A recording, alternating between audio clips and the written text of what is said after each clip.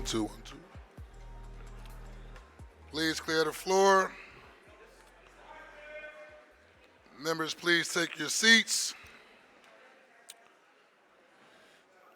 Good morning, everyone. Good morning, everyone. I note that the hour has come that a quorum of this council is present. This council will now come to order. All members will please take your seats.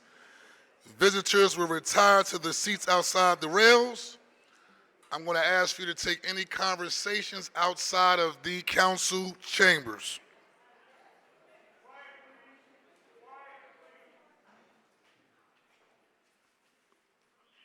Before proceeding, I will ask all those present to please set your cell phones to silent or vibrate. Thank you.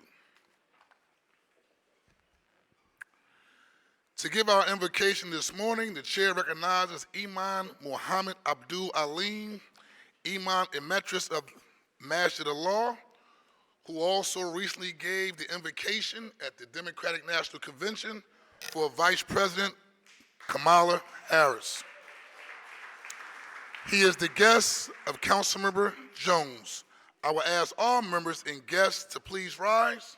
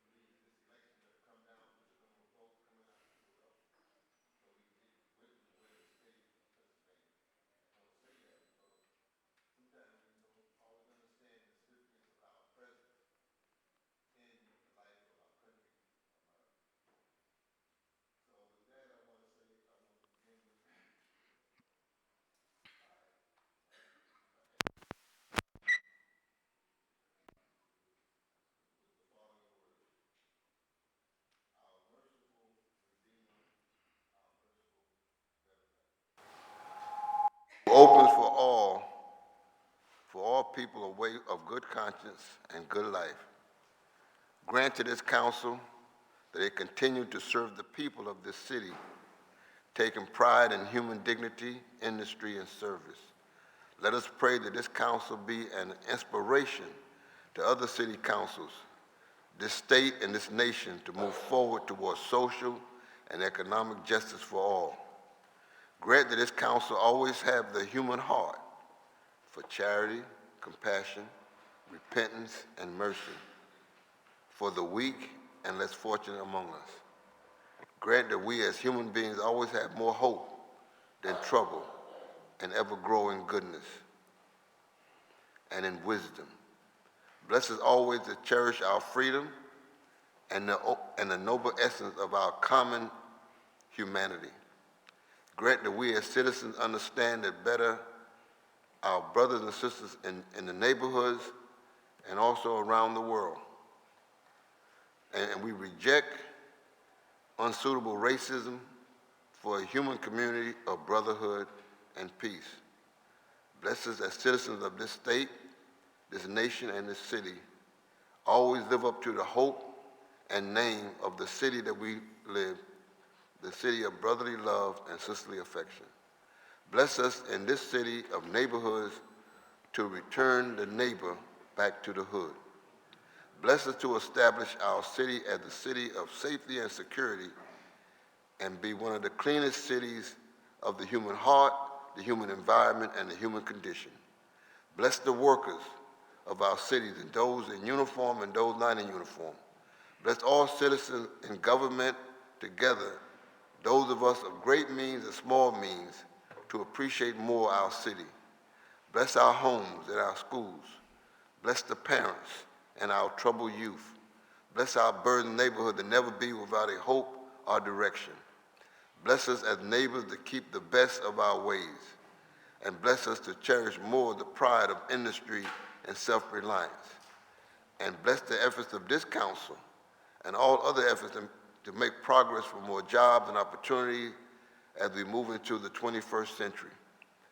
And bless us to have more respect for home life, for family life throughout the world. And bless us to understand the great time that we live in, which the time of the human being. Increase our president of the council and every member of the council and the leaders of this city to have the excellence of the human spirit, the excellence of the intellect of the statesman, so that we may build a better world for all of us. Amen. Amen. The chair thanks the imam for his invocation. Council will now be at ease.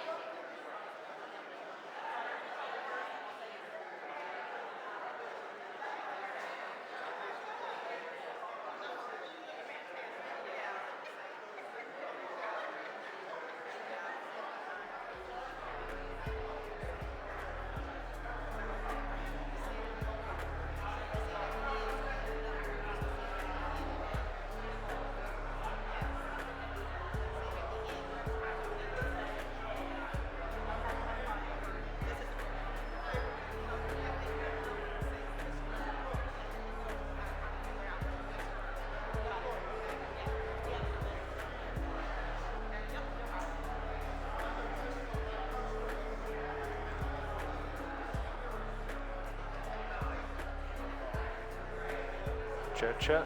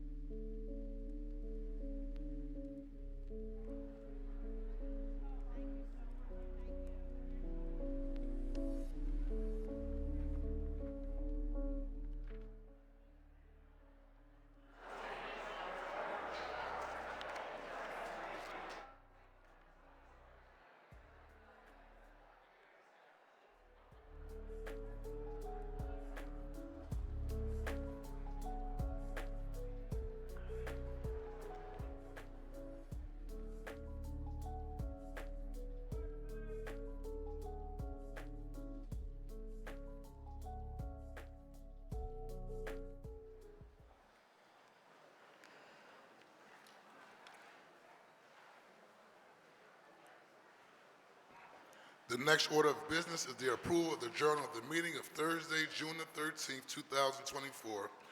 The chair recognizes Councilmember Bass.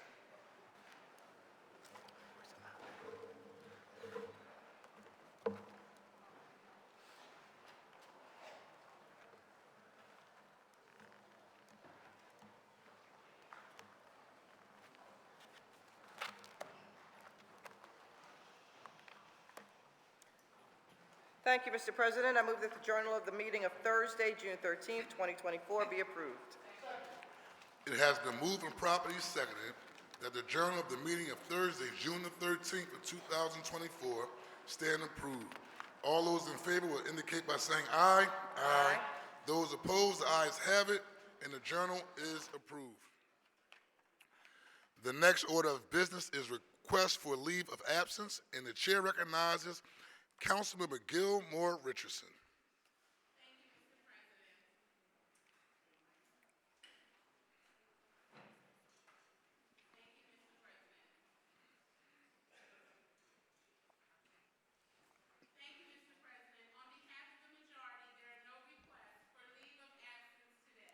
The chair thanks the council member.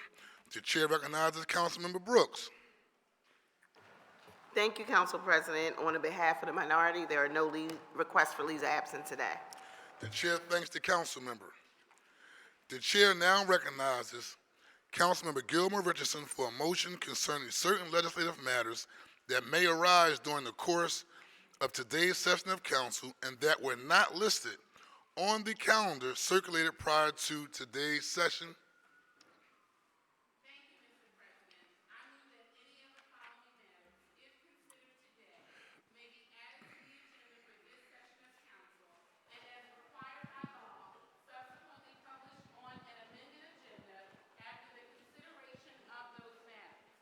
Resolutions authorizing hearings, amendments to bills on first reading, the reconsideration of a bill vetoed by or recalled from the mayor, amendments to bills recalled from the mayor, resolutions taking substantive action to be voted on in this session, a motion to withdraw a bill or resolution that is not on the calendar, and a motion placing a bill or resolution on or returning a bill or resolution from the suspension calendar that is not listed on today's calendar. The purpose of this motion is to provide the public with notice concerning possible actions by council that arose too late to be included on the calendar that was published prior to today's session. It has been moved and properly seconded that the legislative matters stated by Councilmember Gilmore Richardson may be added to the agenda for today should those matters arise during the course of this session of council.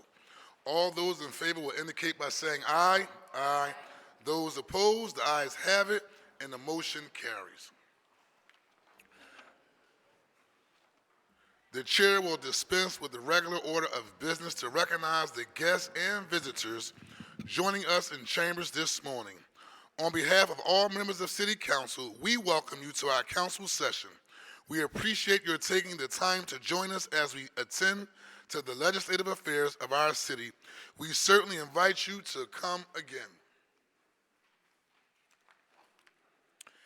As there are no presentations today, the next order of business is communications. The chair requests that the Sergeant at Arms deliver the messages from the mayor to the chief clerk.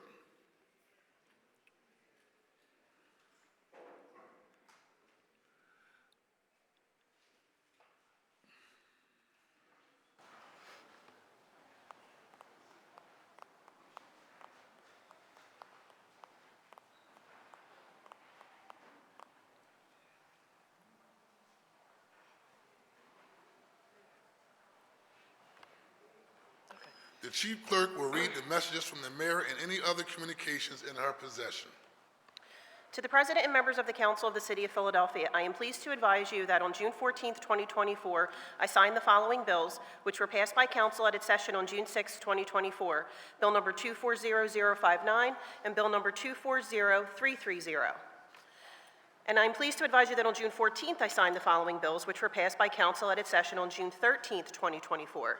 Bill number 240179, 240180, 240181, 240182, 240376, 240377, 240426, 240466, 240492, 240494.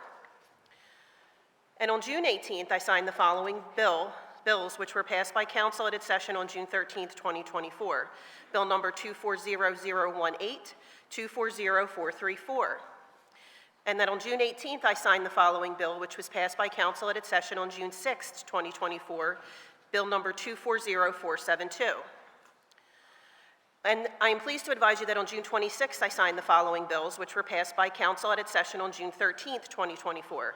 Bill number 240371, 240372, 240373, 240374, 240375, 240378, 240380, 240417, 240429, 240433, 240467, 240470, and 240475. And that on June 26th, I signed the following bill, which was passed by council at its June 6th session, Bill number 240370. And that on July 19th, I signed the following bills, which were passed by council at its session on June 13th, 2024.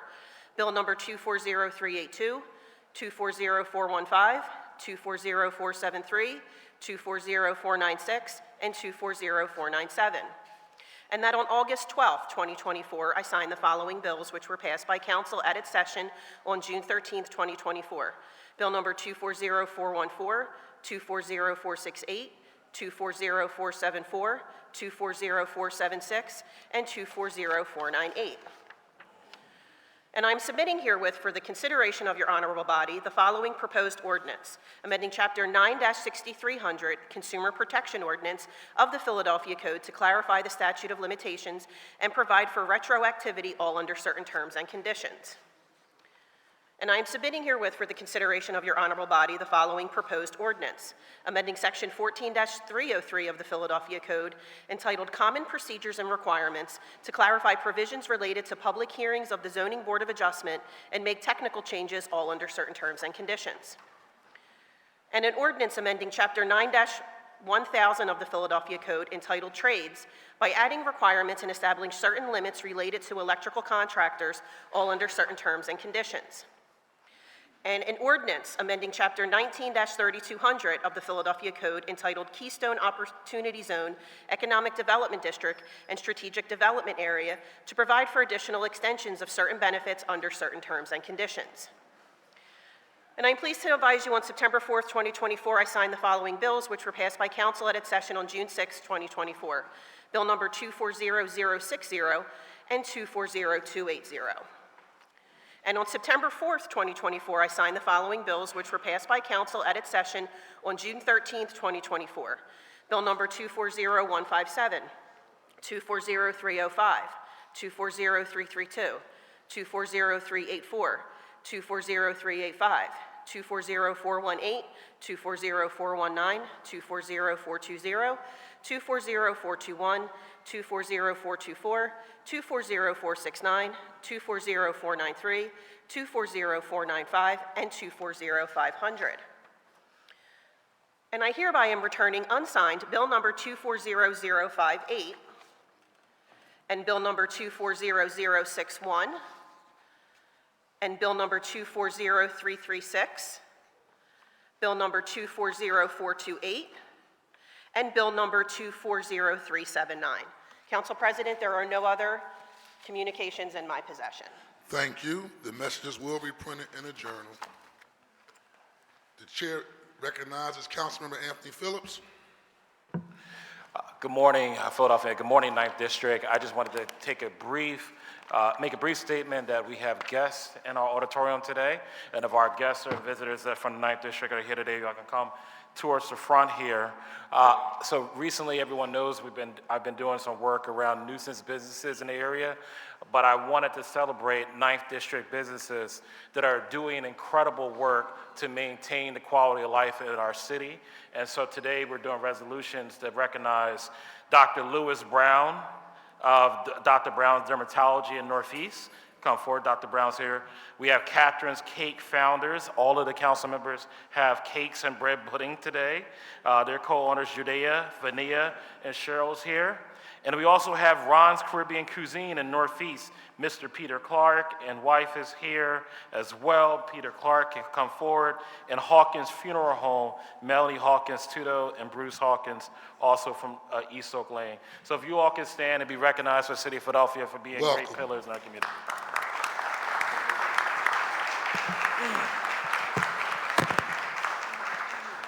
Enjoy the cakes, council. Thank you, Member Phillips.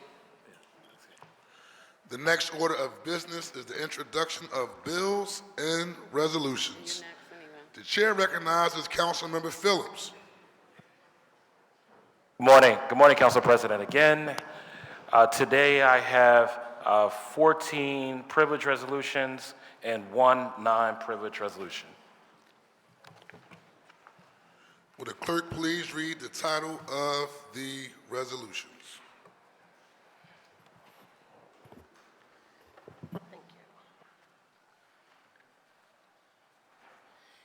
A resolution honoring and recognizing the Honorable Stephen Kinsey for his exceptional service and leadership as a member of the Pennsylvania House of Representatives from 2013 to 2024, elected to represent the 201st Legislative District.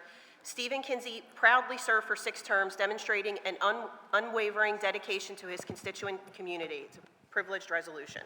This resolution will be placed on today's final passage calendar. And recognizing September 2024 as Prostate Cancer Awareness Month to raise awareness about the importance of screening for and treatment of prostate cancer, to encourage prostate cancer research, and to encourage Philadelphians to take an active role in the fight to end prostate cancer, a privileged resolution. This resolution will be placed on today's final passage calendar. Honoring and recognizing the Philadelphia Youth Network, PYN, as it celebrates its 25th anniversary, a privileged resolution. This resolution will be placed on today's final passage calendar. Honoring and recognizing youth action for over 2 decades of inspiring leadership and community service in Philadelphia, this is a privileged resolution. This resolution will be placed on today's final passage calendar. Honoring and recognizing Brown's Linens, Inc. for its historic contributions to the community and its commitment to excellence across 4 generations, a privileged resolution. This resolution will be placed on today's final passage calendar. Honoring and recognizing Buchan for its significant contributions to the local culinary landscape and its commitment to excellence, community engagement, and authenticity in modern Dominican cuisine, a privileged resolution. This resolution will be placed on today's final passage calendar. Honoring and recognizing Bally's Pizzeria for its significant contribution to the culinary landscape and its unwavering dedication to quality, community, and authenticity, a privileged resolution. This resolution will be placed on today's final passage calendar. Honoring and recognizing Bruce R. Hawkins Funeral Home for its remarkable contributions to the community and its commitment to excellence over the past 40 years, a privileged resolution. This resolution will be placed on today's final passage calendar. Honoring and recognizing Catherine's Cake Salon for its dedication to exceptional service, community engagement, and its contribution to the local economy, a privileged resolution. This resolution will be placed on today's final passage calendar. Honoring and recognizing Eatable Delights Catering and its founder, David Sims, for their extraordinary contributions to the culinary arts and their unwavering commitment to community service, a privileged resolution. This resolution will be placed on today's final passage calendar. Honoring and recognizing Island Frite for its outstanding contributions to the local culinary scene and its commitment to excellence, community engagement, and authenticity in Haitian Caribbean cuisine, a privileged resolution. This resolution will be placed on today's final passage calendar. Honoring and recognizing Paul Beals Flowers for its remarkable 50-year history and its enduring impact on the community, a privileged resolution. This resolution will be placed on today's final passage calendar. Authorizing encroachments in the nature of a sidewalk cafe in the vicinity of 1320 Cotman Avenue, Philadelphia, PA 19111, under certain terms and conditions, a non-privileged resolution. This resolution will be placed on the final passage calendar for consideration at our next session of council. Honoring and recognizing Ron's Caribbean Cuisine for its significant contribution to the culinary landscape and its unwavering dedication to quality, community, and authenticity, a privileged resolution. This resolution will be placed on today's final passage calendar. Honoring and celebrating Dermatology, Laser, and Aesthetic Surgery and its owner, Dr. Louis A. Brown, Jr., for their extraordinary contributions to the Rising Sun Avenue Business Corridor and the broader Philadelphia community, a privileged resolution. This resolution will be placed on today's final passage calendar. Council will be at a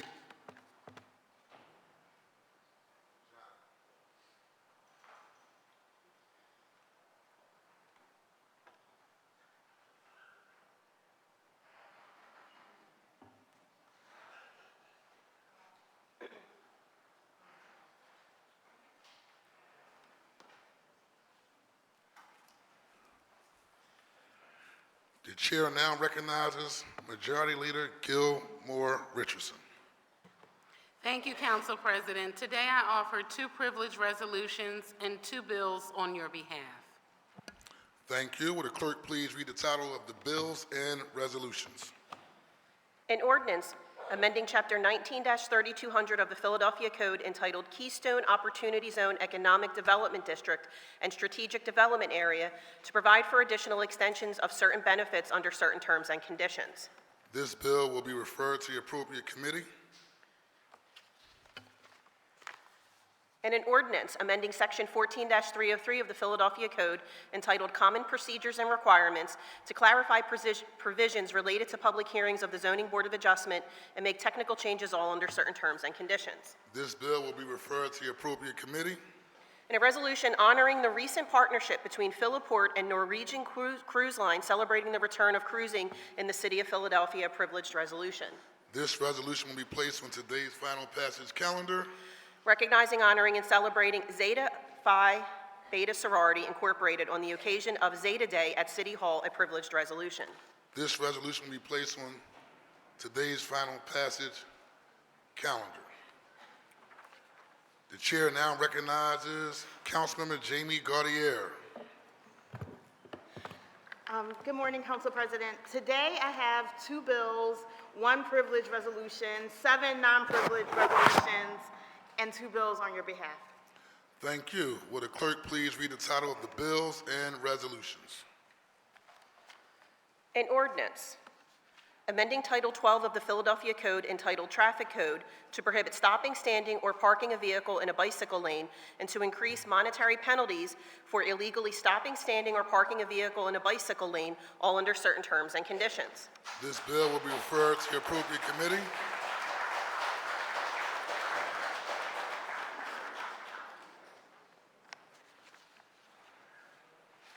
And an ordinance authorizing the Committee on Housing, Neighborhood Development, and the Homeless, this is a resolution authorizing the Committee on Housing, Neighborhood Development, and the Homeless to hold hearings on how setting affordable housing program eligibility according to the metric of regional area median income, AMI, fails to reflect the true state of housing affordability needs of Philadelphians, how this leads to city housing programs not providing enough funding to those who need it most, and how the adoption of a more locally defined AMI can be utilized to create and sustain genuinely affordable housing across the city of Philadelphia, a privileged resolution.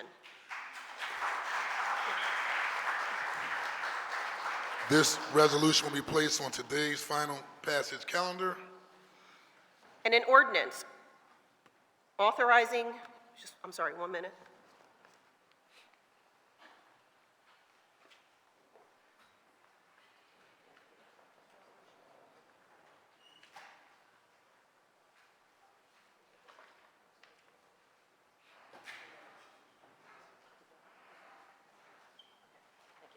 Sorry about that.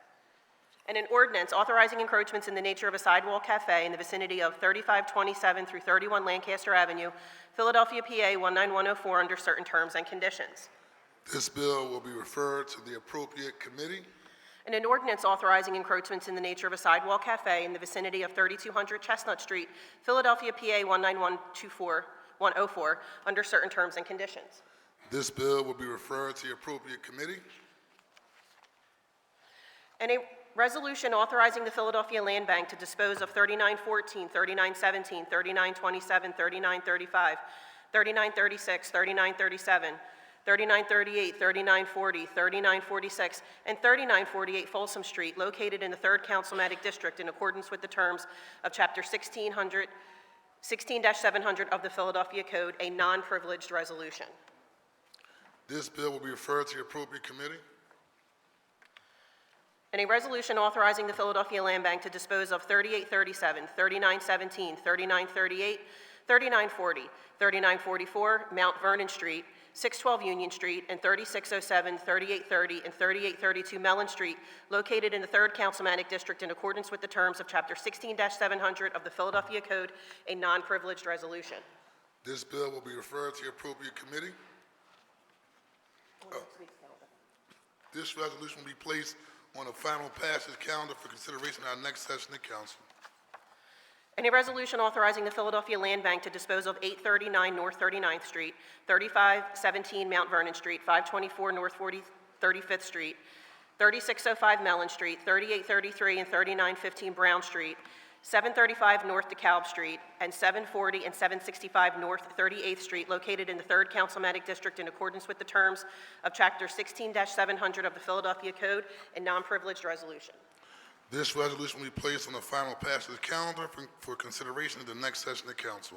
Authorizing the Philadelphia Land Bank to dispose of 3731 and 3940 Aspen Street, 3936 and 3959 Brown Street, 3958 Parish Street, 3900 and 3972 Reno Street, 773 Sloan Street, located in the 3rd Councilmanic District in accordance with the terms of Chapter 16-700 of the Philadelphia Code, a non-privileged resolution.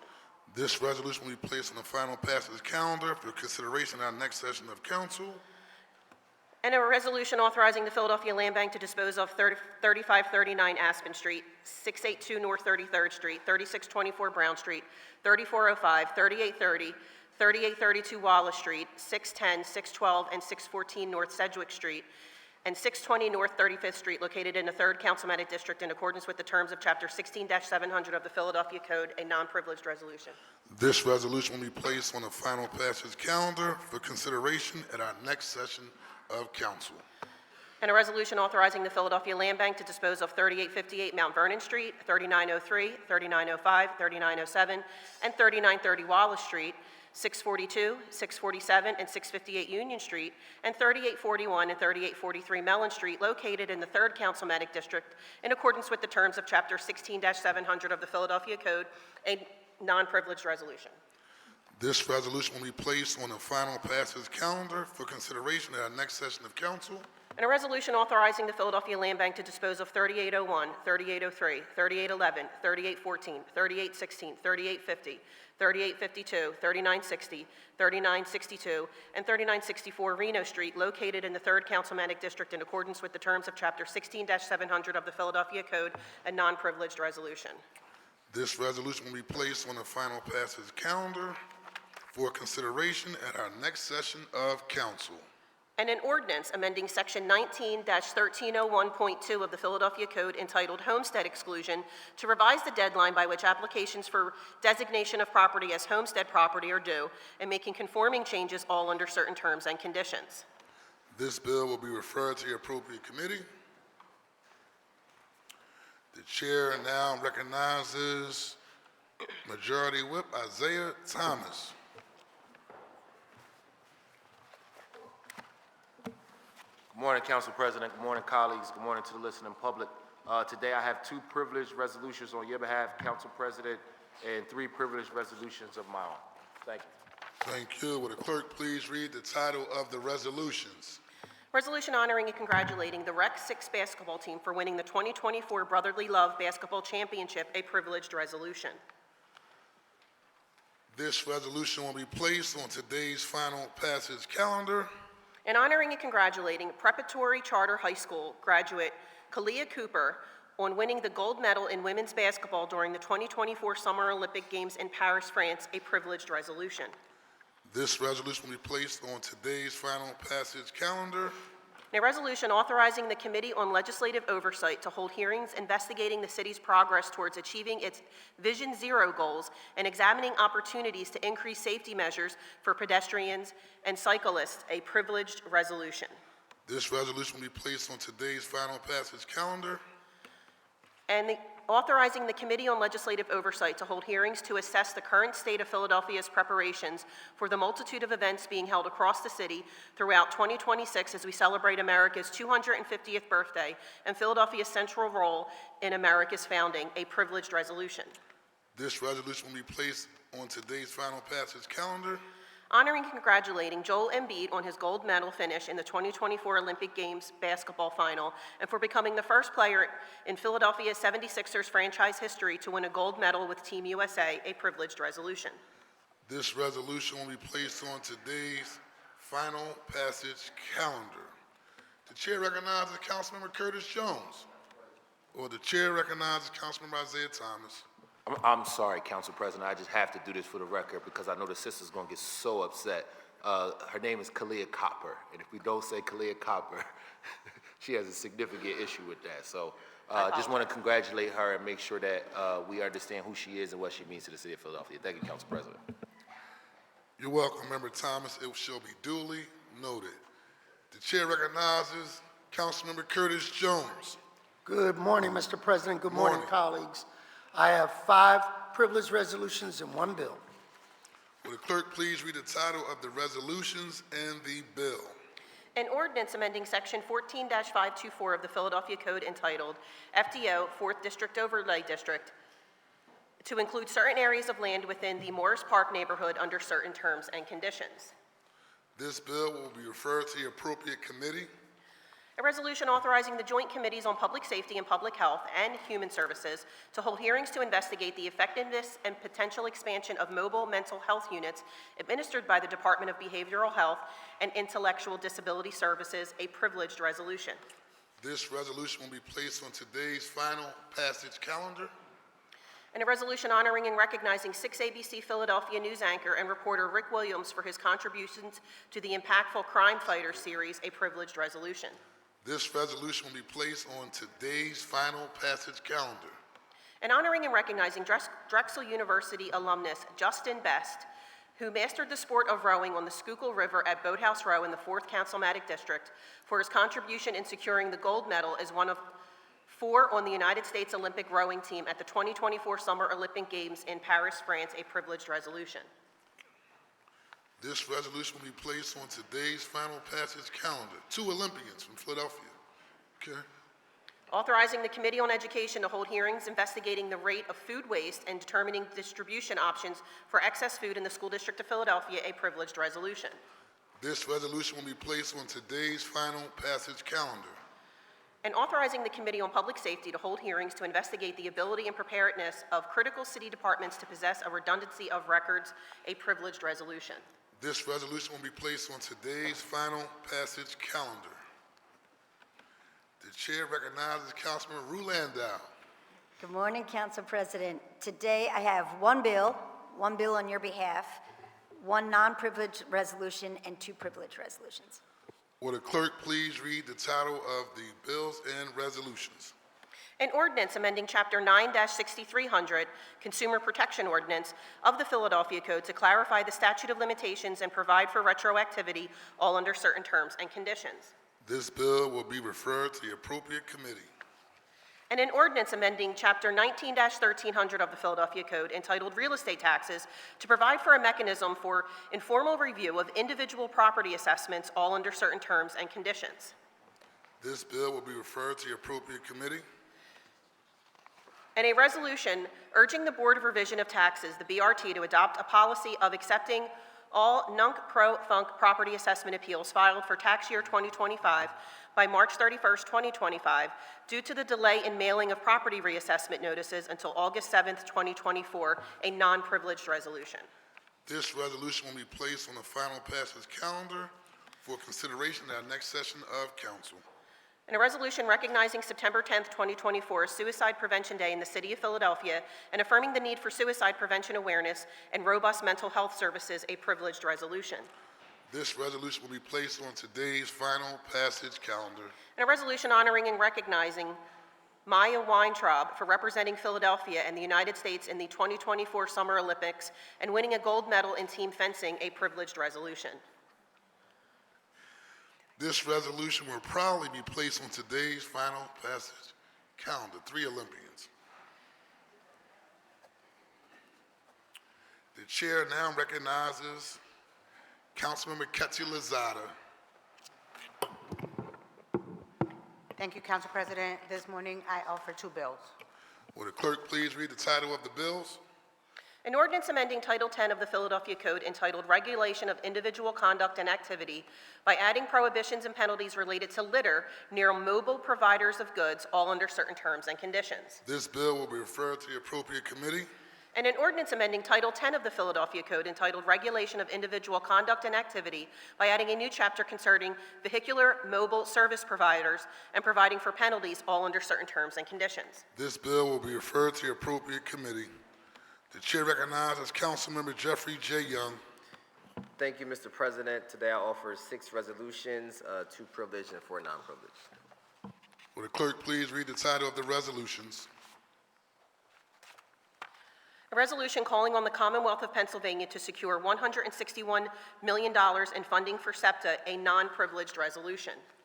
This resolution will be placed on the final passage calendar for consideration at our next session of council. And a resolution authorizing the Joint Committees of Public Safety and Streets and Services to hold hearings to investigate Philadelphia Police Department precinct policies and practices for approving and denying block party permits and exploring methods to increase block party permit applications, a privileged resolution. This resolution will be placed on today's final passage calendar. And a resolution authorizing the Council Committee on Streets and Services to hold hearings to investigate the policies, procedures, and practices regarding the charging of the direction of streets as authorized by the Philadelphia Department of Streets, a privileged resolution. This resolution will be placed on today's final passage calendar. And a resolution calling on universities in the city of Philadelphia to adopt the SEPTA Key Advantage UPass program for all their students, a non-privileged resolution. This resolution will be placed on the final passage calendar for consideration at our next session of council. And a resolution calling on the city of Philadelphia to explore the funding of a pilot program for free doorbell cameras to enhance public safety in the city of Philadelphia, a non-privileged resolution. This resolution will be placed on the final passage calendar for consideration at our next session of council. And a resolution calling on the city of Philadelphia to explore the resumption of annual Philly Free Streets Days, a non-privileged resolution. This resolution will be placed on the final passage calendar for consideration at our next session of council. The chair recognizes Minority Leader Brooks. Good morning, Council President. I have 1 non-privileged resolution to introduce. Will the clerk please read the title of the resolution?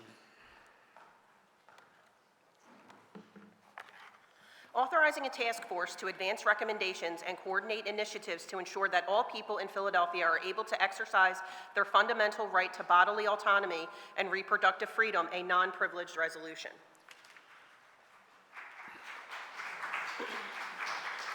This resolution will be placed on the final passage calendar for consideration at our next session of council. The chair recognizes Councilmember Jim Harity. Good afternoon, Council President. Good morning. No resolutions or bills today. Thank you. Chair recognizes Minority Whip O'Rourke. Thank you, Council President. I have 1 privileged resolution to introduce. Will the clerk please read the title of the resolution?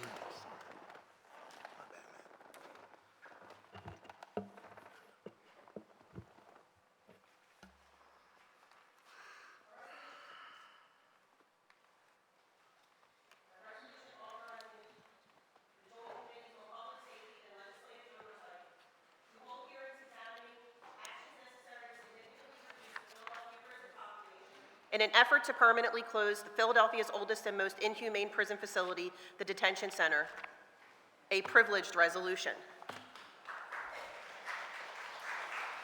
This resolution will be placed on today's final passage calendar. The chair recognizes Councilmember Mike Driscoll. Morning, Mr. President. I have 1 bill on your behalf, and I have 2 privileged resolutions. Will the clerk please read the title of the bill and resolution? An ordinance amending Chapter 9-1000 of the Philadelphia Code entitled Trades by adding requirements and establishing certain limits related to electrical contractors, all under certain terms and conditions. This bill will be referred to the appropriate committee. and a resolution authorizing the Committee on Transportation and Public Utilities to hold hearings to investigate the economic impact of the Philadelphia Water Department's implementation of advanced metering infrastructure on the residents of the City of Philadelphia, a privileged resolution. This resolution will be placed on today's final passage calendar. And authorizing the Special Committee on Kensington to hold public hearings to examine the current state of transportation infrastructure and services in the City of Philadelphia in response to the opioid crisis, a privileged resolution. This resolution will be placed on today's final passage calendar. The chair recognizes Councilmember O'Neill. Thank you, Mr. President. I offer one bill. Will the clerk please read the title of the bill? An ordinance amending Chapter 12-2700 of the Philadelphia Code entitled Permit Parking Districts by amending the boundaries for certain permit parking districts, all under certain terms and conditions. This bill will be referred to the appropriate committee. The chair recognizes Councilmember Mark Squilla. Thank you, Mr. President. I offer 3 bills and 2 non-privileged resolutions. Will the clerk please read the title of the bills and resolutions?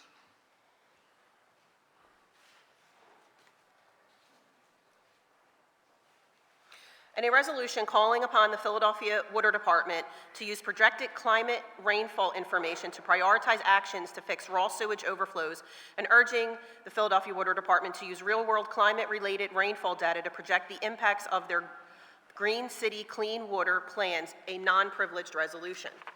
This resolution will be placed on the final passage calendar for consideration at our next session of council. And a resolution continuing the Fishtown-Kensington Area Business Improvement District in the area that generally includes both sides of Frankfort Avenue, from the west side of Delaware Avenue to the southwest side of Lehigh Avenue, both sides of North Front Street and the north side of Poplar Street to the south side of Diamond Street, both sides of East Girard Avenue from Frankfort Avenue continuing to the west side of East Burke Street, the north side of West Girard Avenue from Frankfort Avenue to North 2nd Street, and the south side of West Girard Avenue from Frankfort Avenue to Howard Street, and certain blocks of streets that intersect portions of these streets, approving an extension of the boundaries of the districts to include North Front Street from Montgomery Street to Diamond Street, East Girard Avenue from East Fletcher Street to East Burke Street, and the north side of West Girard Avenue from Front Street to North 2nd Street, continuing the Fishtown-Kensington Area Business Improvement District, a Pennsylvania nonprofit corporation, as a Neighborhood Improvement District Management Association for the district, approving a plan for and report concerning the district, authorizing the Director of Commerce on behalf of the city to execute an agreement with the Fishtown-Kensington Area Business Improvement District relating to the district, and reauthorizing the Fishtown-Kensington Area Business Improvement District to assess property owners within the district a special property assessment fee to be used in accordance with the approved plan, all in accordance with the provisions of the Community and Economic Improvement Act and under certain terms and conditions, a non-privileged resolution. This resolution will be placed on the final passage calendar for consideration at our next session of council. And an ordinance authorizing encroachments in the nature of a sidewalk cafe in the vicinity of 1601 South 10th Street, Philadelphia, PA 19148, under certain terms and conditions. This bill will be referred to the appropriate committee. And an ordinance authorizing encroachments in the nature of a marquee canopy in the vicinity of 2654 South Alder Street, Philadelphia, PA 19148, under certain terms and conditions. This bill will be referred to the appropriate committee. And an ordinance amending Section 12-701 of the Philadelphia Code entitled Designation of Bicycle Lanes to add a bicycle lane on South 3rd Street, all under certain terms and conditions. This bill will be referred to the appropriate committee.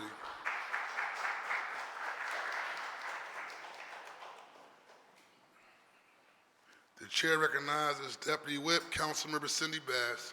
Thank you, Mr. President. I'll offer 3 bills and 3 privileged resolutions. Will the clerk please read the title of the bills and resolutions? An ordinance amending Title 15 of the Philadelphia Code entitled Parks and Recreation to add a new chapter 15-800 entitled Event Permits to encourage applicants for event planning permits to establish contingency measures, all under certain terms and conditions. This bill will be referred to the appropriate committee. And a resolution renaming the 3700 block of Blaben Street Lou and Choose Way to honor Louis Crump and Charles Franklin's Lou and Chew Lounge, a non-privileged resolution. It's a good look.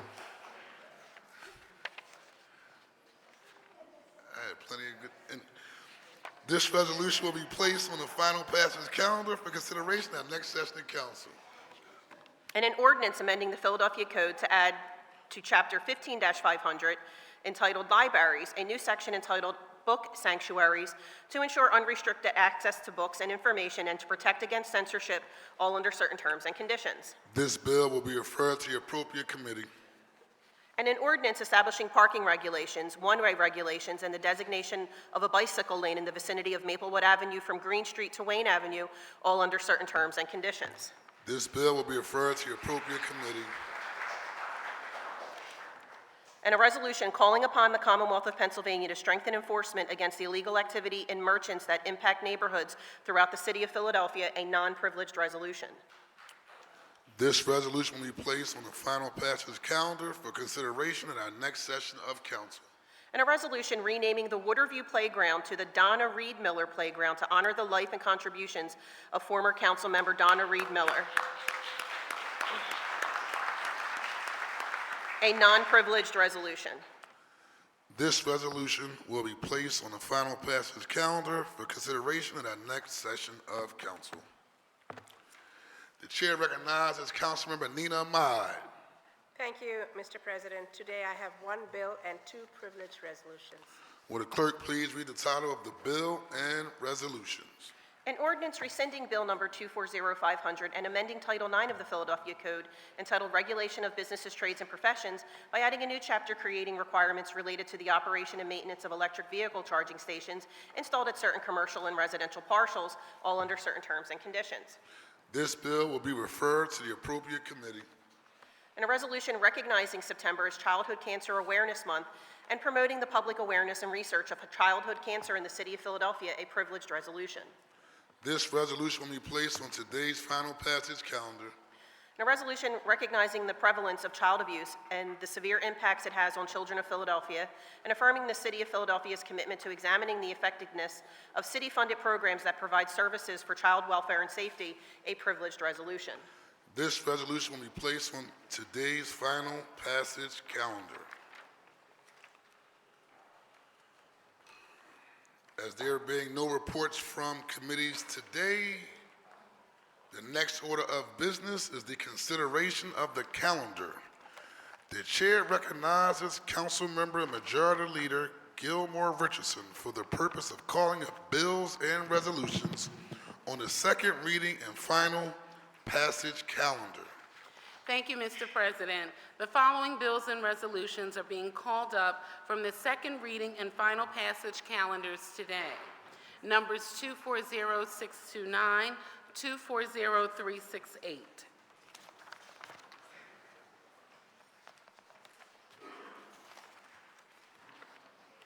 The following bills and resolutions on the calendar are being held.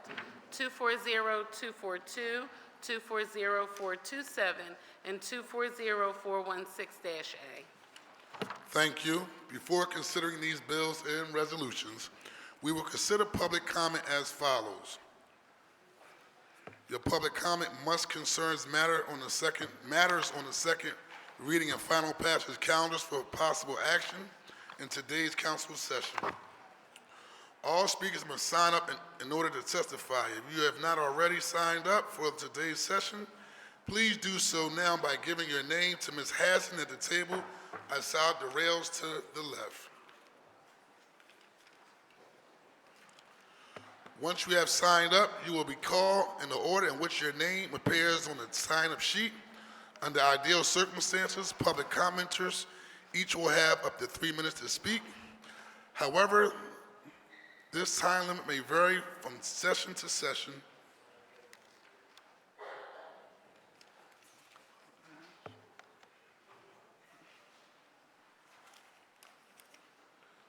Today, the time limit will be 1 minute due to the volume of individuals commenting in City Council today on various bills.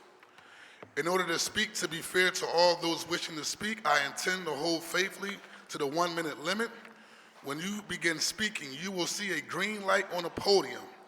When there are 30 seconds remaining to your time, the light will turn yellow, which is your reminder to conclude your remarks, and I'm going to ask you to be respectful of the person who's going to be speaking after you based upon a significant list of individuals who will be speaking on public comment today. Once 1 minute has passed, the light will turn red and the sergeant at arms will disconnect the microphone. Again, please be respectful of the person who will be speaking after you. At that point, please yield the podium to the next speaker if you have not done so already. I also reserve the right pursuant to our rules of council to limit repetitious comments on the same matter. I will now ask the chief clerk to please read the name of our first speaker. Ben Wilcox.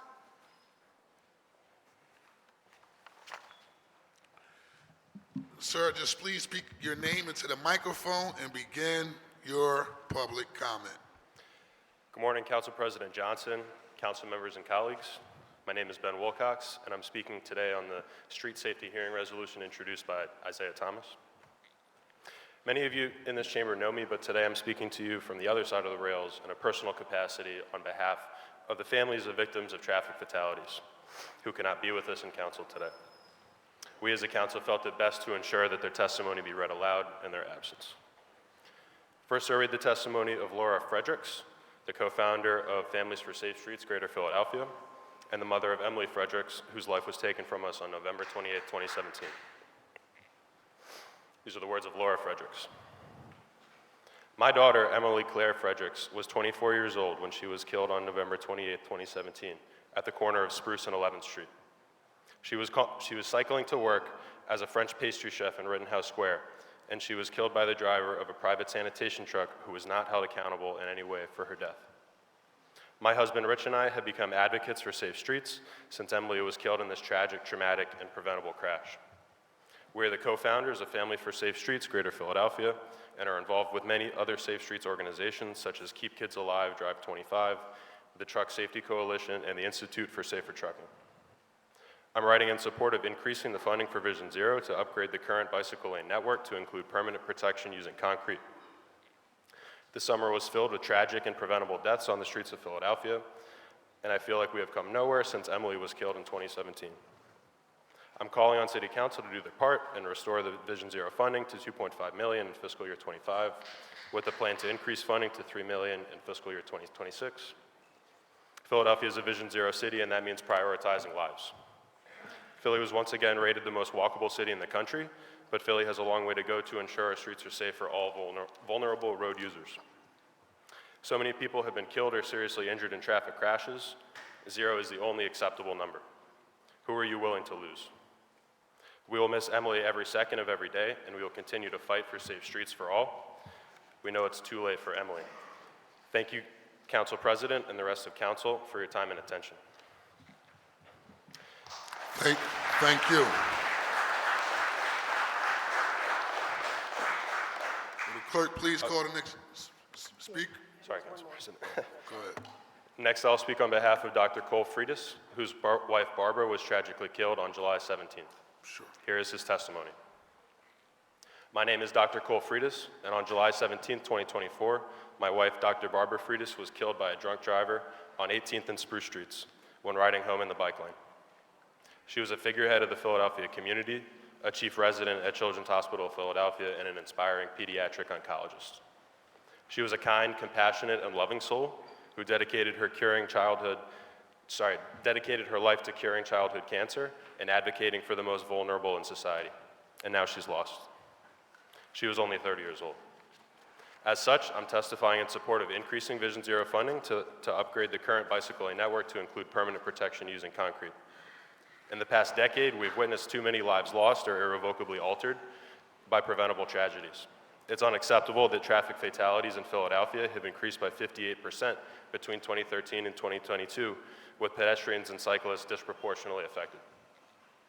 These numbers are more than just statistics. They represent lives shattered, families devastated, and a city that is failing to keep its residents safe. After another tragic summer of avoidable traffic crashes, I'm calling on City Council to do your part and restore Vision Zero funding to the $2.5 million in FY25, with the plan to increase funding to $3 million in FY26. This is a necessity. The need for protected bike lanes, pedestrian-friendly intersections, and aggressive traffic calming measures is not just apparent, it's urgent. I'm confident that if Vision Zero were to be funded and bicyclist lives valued, my wife, a pillar of the Philadelphia community, would still be alive today. Thank you, Council President Johnson and the rest of Council for your time and attention.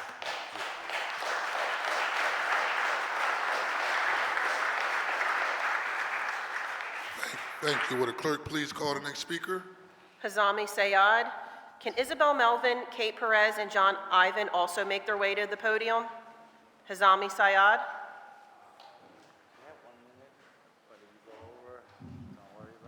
Okay, thank you very much.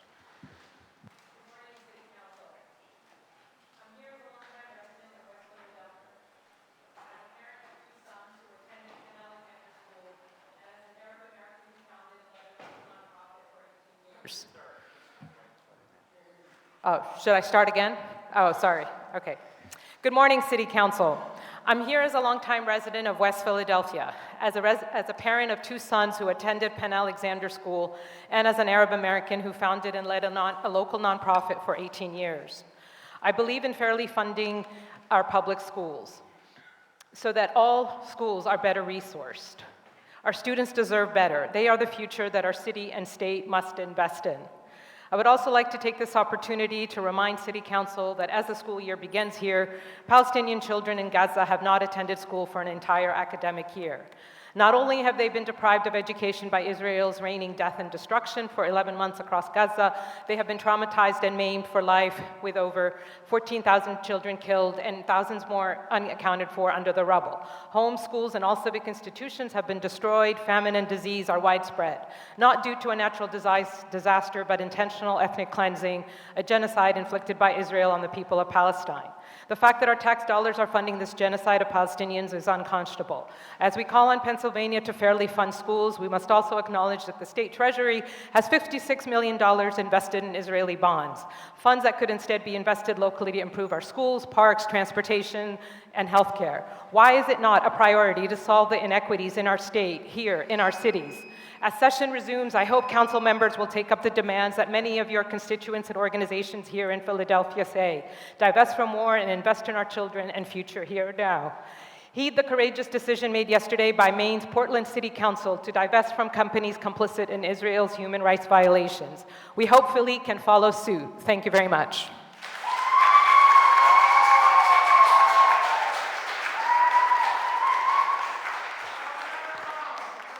Isabel Melvin, Kate Perez, John Ivan, and Chris Gale make their way to the podium. Isabel Melvin.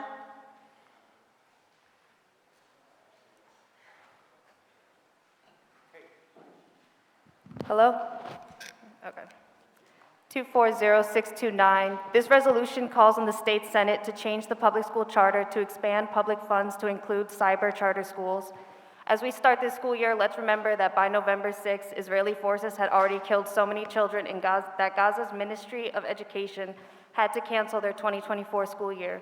Symbolic resolutions like this that call for action from our upper government are useful, and we must join in State College, Erie City, and Lancaster, Pennsylvania to call for a permanent ceasefire in Palestine. The Inquirer reports that the 13 current cyber charter schools receive about $1 billion a year from school districts. By that metric, we could have funded 338 more schools instead of handing Israel $26 billion in military aid. Our country has already sent 50,000 tons of munitions, and some of that was built right in our city. Dayan Zimmerman is the sole supplier of Israel's three most used munitions, M795, M107, and M830, tank shells and high explosive. Leonardo manufactures naval guns right in O'Neill's district. Citations, hearings, resolutions, press conferences don't pretend to be powerless as Palestinians are being massacred with our tank shells. Renowned journalist Bisan Odwa says getting used to a genocide is the best way to ensure its completion. Call for a ceasefire, call for an arms embargo now.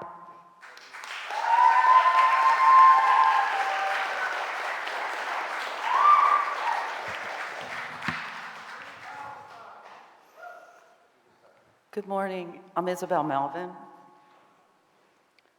I'd like to thank the council members for all your hard work for the city of Philadelphia.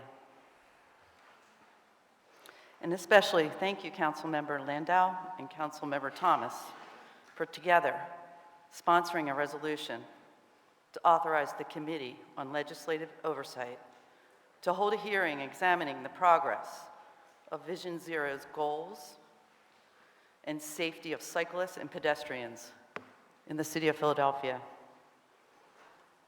Tickets by parking authority and police stops are a truly important part of Vision Zero. However, tickets and traffic stops' purpose is to change the behavior of drivers tomorrow. Safe infrastructure for pedestrians and cyclists can change behavior today, right now. In order to reach zero traffic fatalities, our city needs both enforcement and safe infrastructure. Concrete, protective bike lanes today. Thank you. John Ivan, Chris Gale, and may Suzanne Hagner and Anissa George also make their way to the podium. Good morning, Council. My name is Chris Gale. I'm the Executive Director of the Bicycle Coalition of Greater Philadelphia, and I live in Francisville. I'm testifying in support of the resolution introduced by Council Members Thomas, O'Rourke, and Landau calling for a hearing on Vision Zero. I also want to testify in support of the Council President's bill to change parking regulations in bike lanes from no parking to no stopping. The mission of the Bicycle Coalition of Greater Philadelphia is to make every bicycle ride safe, to empower youth and adults to ride, and to foster a ridership that reflects the diversity of the region. After another tragic summer of avoidable traffic crashes, I'm calling on City Council to do your part and prioritize Vision Zero through funding infrastructure, passing policies focused on the safety of vulnerable road users, and building a connected network of high-quality bike lanes. Since the pandemic, Philadelphia has seen a huge increase in people killed in traffic crashes, of which an increasing amount being people walking and biking. Traffic fatalities are preventable, yet almost 130 people were killed on Philadelphia roads last year. These are real people with families and friends who will forever have an empty seat at the table. Thank you, Council President Johnson and the rest of Council for your time and attention to this important issue.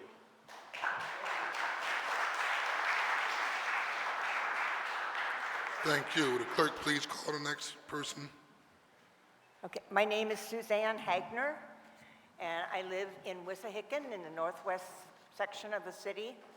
And I'm here today to ask for the Vision Zero bill the money to be restored. Okay, I'm concerned about the Ridge Avenue Hill, where it really looks like a third world country corridor. We have had 2 bicyclists hit there. We've had cars hit the concrete wall going down. That's always broken. There's sections of railing patched together. There's orange cones.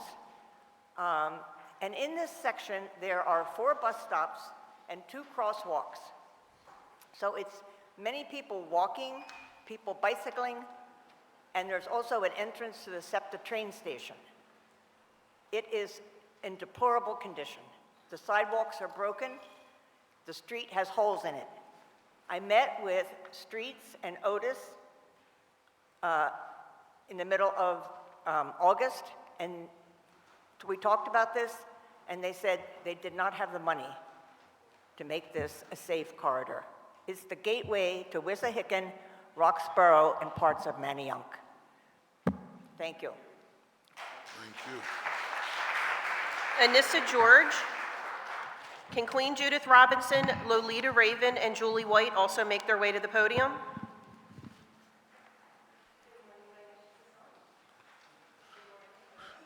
One second. Can the Sergeant at Arms assist? Good morning, thank you. My name is Anissa George. I'd like to speak in support of fully funding our schools. I'd also like us to support our children by calling for a ban on artificial turf, which exists and is still being introduced in children's playing spaces across the city, most notably at FDR Park, where 16 fields worth are being introduced. This turf is toxic. It is hot, it causes more injuries, it is more expensive long-term, and we should ban it, as the city of Boston has banned it. Also, if we can ban plastic bags, we can ban giant plastic carpets that give kids cancer and poison our waterways. I think the Fairmount Park Conservancy, which should be called the Fairmount Park Demolition Crew, has pulled the wool over a lot of people's eyes about their renovation and restoration plans for FDR Park, but we see the devastation that is happening day after day, and we are not fooled. And we are here to say, if you clear cut our life support systems and replace them with cancer-causing turf, it is not renovation, it is annihilation. It is not restoration, it is obliteration. And we can do better in this city. We have an incredible plan called the Philly Tree Plan, but it's not good enough to write it, we have to do it. And we also have to ban artificial turf, which is poisonous for children. Thank you. Queen Judith Robinson, Lolita Raven, and Julie White. Holly Ian Winter, Kelsey Leone, and Breon Schreffler. Noah Raven. Noah Raven. Okay. You can begin. Good? Yes. Good morning, members of the council. My name is Noah Raven. I'm 14 years old, and in addition to supporting school funding, I want to support children by opposing the installation of harmful plastic grass in FDR Park. All artificial turf contains toxic chemicals, including known carcinogens, neurotoxins, and respiratory irritants. Artificial turf also contains incredibly harmful substances called PFAS, also known as forever chemicals, which can stay in the environment for thousands of years. Numerous studies have linked these chemicals to birth defects, cancer, reproductive harm, and adverse effects on the body's immune system. Research has found toxins in all samples of artificial turf. None are safe. An investigation done by the Philadelphia Inquirer last year found that PFAS may have caused the early deaths of 6 foreign Phillies players from a rare form of brain cancer, who all played on artificial turf. If this turf is installed, young people like me would be at a direct risk, and I urge you to ban it. If the shameful legacy of contaminating our park's clean, green, and toxic-free playing spaces what the city of Philadelphia wants to leave my generation with, if not, then there's no place for artificial turf in FDR Park. Thank you. Julie White. Julie White, Holly Ian Winter, Kelsey Leone, Brian Schreffler, Jacob Russell, Dan Shabanov, Nick D. Toronto, Andrew Pasmontier.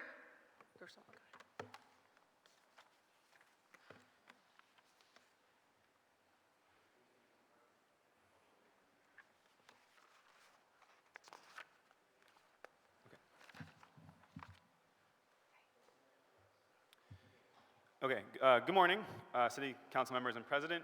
I am Professor Jacob Russell, and I want to thank you for the several bills introduced today to protect people walking and rolling on our streets. I urge you to pass these items and take further action to physically protect Philadelphians as we move about our city. I live on Spruce Street between 5th and 6th. Every day I grapple with the exact same dangerous conditions that killed Dr. Friedis and Emily Fredericks. I worry each day that I will be the one who doesn't make it to class with my students or home to my family. And this is not a unique experience to me or Spruce Street. Every Philadelphian must walk or roll on streets that lack basic protective infrastructure.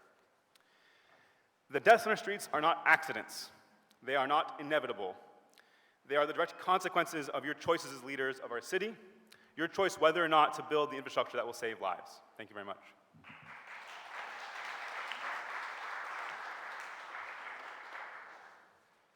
Hello, my name is Holly Ian Winter. I was about a month ago riding my bicycle in the bicycle lane on Chestnut Street when a car parking in the parallel parking area went into the bicycle lane, which caused me to have to swerve. As a result, I hit one of the plastic dividers that divide the bicycle lane from the parked cars. I fell on top of the plastic divider, which I don't know if you have seen them, they're really sharp. This plastic divider cut me in the neck. I went to the hospital and they told me that the wound had almost got my carotid artery, and that if that had happened, I probably would have bled out on the street. I'm here to testify for the need for safer bicycle infrastructure. As a result, I have nerve damage in my face that may never heal. And these plastic, the bike lane infrastructure that we have is not enough. The plastic bike dividers are sharp, they're dangerous. What we need is concrete barriers that protect bicyclists, that keep cars from parking in the bike lane, and that's something that if you fall on top of it isn't gonna kill you. So that is what I had to say. Thank you for having me.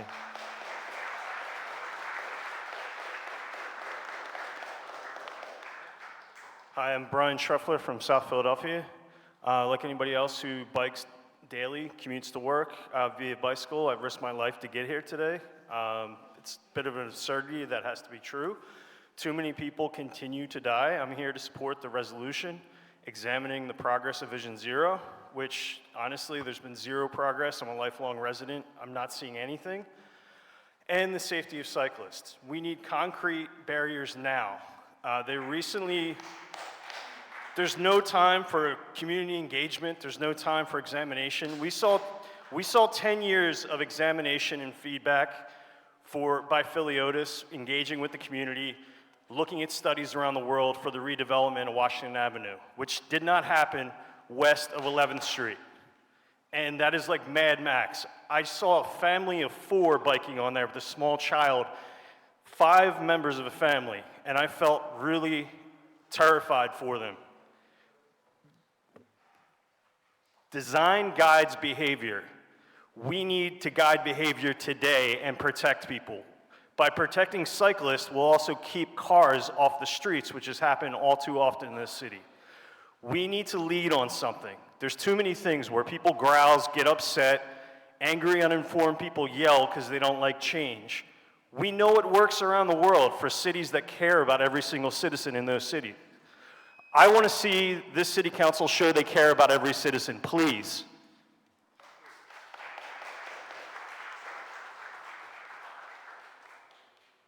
Hello, my name is Dan Chabanoff, and I live in Manayunk.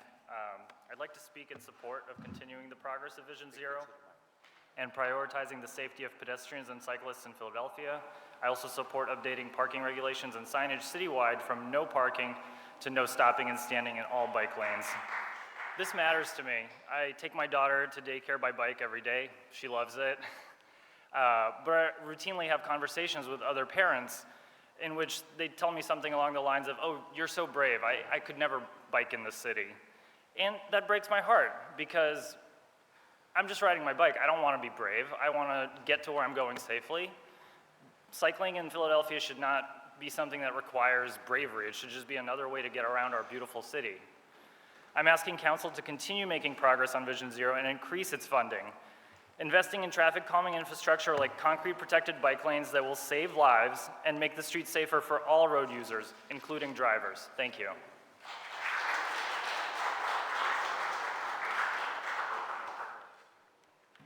Good morning. Good morning, council. My name is Nick DiToronto, and I live in Old Richmond. I'm here today as one of over 6,000 people that signed a petition asking council to increase Vision Zero funding, change parking regulations from no parking to no stopping, and to install permanent concrete protection on our bike lanes throughout the city.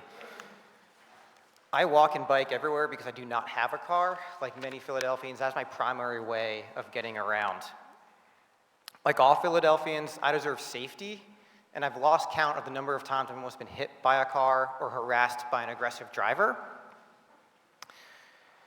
I thank Councilmember Thomas and Councilmember Landau for their resolution calling for hearings on Vision Zero funding, and I thank Council President Johnson on his bill regarding parking regulations. I'd like to add that I'd love to see permanent protection on Spruce and Pine, but please do not forget Allegheny. People of color and low-income people are far more likely to be victims of traffic violence, and everyone in our city deserves protection.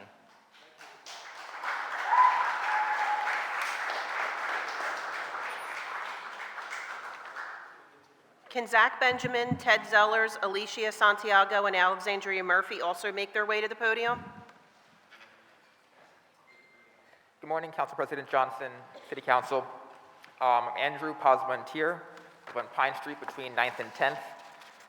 Every day, sitting at home looking out my window, I hear and see near misses in the bike lane with traffic and bicyclists.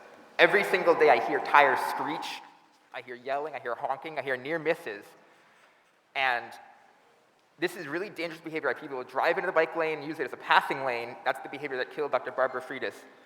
I'm here to ask for immediate concrete protection for physical barriers for the bike lane. I know,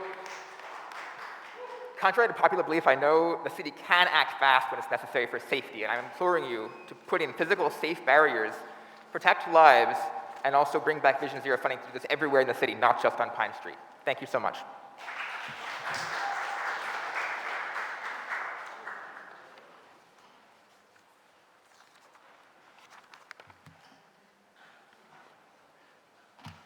President Johnson, council members, thank you for your time. My name is Zach Benjamin. I live in Queen Village. I'd like to recast the humble bicycle, not as an obstacle whose accommodations come at the expense of other street users, but rather as an unbeatable opportunity for you to unlock a healthier, happier, and richer Philadelphia. People who travel by bike, the data clearly show, have lower healthcare costs and spend more money locally, supporting the businesses they pass every day. So what holds back ridership? I believe there are two main obstacles. First is safety, which you have the power to address, and I hope you will. Well-researched measures don't just improve life for people who currently bike, they act as an invitation to would-be riders who, hesitant due to safety concerns, choose to drive instead. Some safety measures, like concrete barriers, reduce collisions at intersections by nearly 50%, improving travel times for all street users.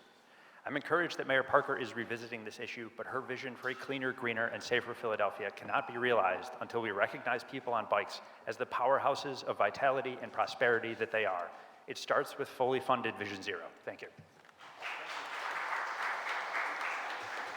We have Ted Zellers, Alicia Santiago, Alexandria Murphy, and Jonathan Hesney. Good morning. My name is Alicia Santiago. I live in Lower Moyamensing, and I work in the Navy Yard. I'm commenting on the privilege resolution introduced by Thomas calling for hearings on cyclist and pedestrian safety. I stand here today on behalf of my friend, Andrea Gonzalez, who could not be here because in October of last year, Andrea was killed in a car crash when a reckless driver fatally struck her while she was leading a group bike ride.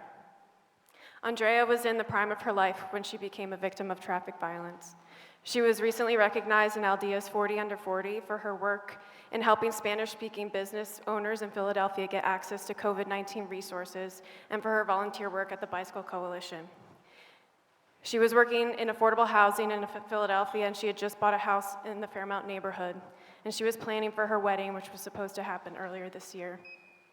Andrea meant a great deal to a lot of people, and she should be here.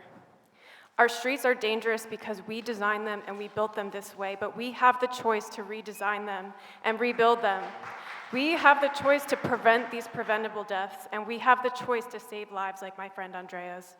I'm here to please ask City Council, make the right choice, support safe streets by increasing Vision Zero funding and upgrading our bicycle infrastructure to include permanent concrete protection now. As my friend Andrea would say, nos vemos en bici, see you on the bike. Thank you.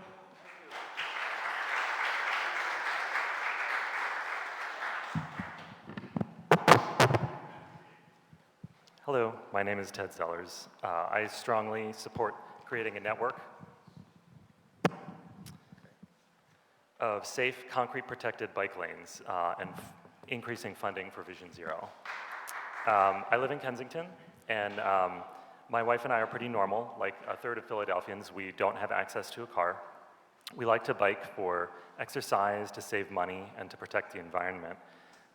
Benefits we hope to share with all of our friends and family, but unfortunately biking in the city is very stressful and unpredictable often.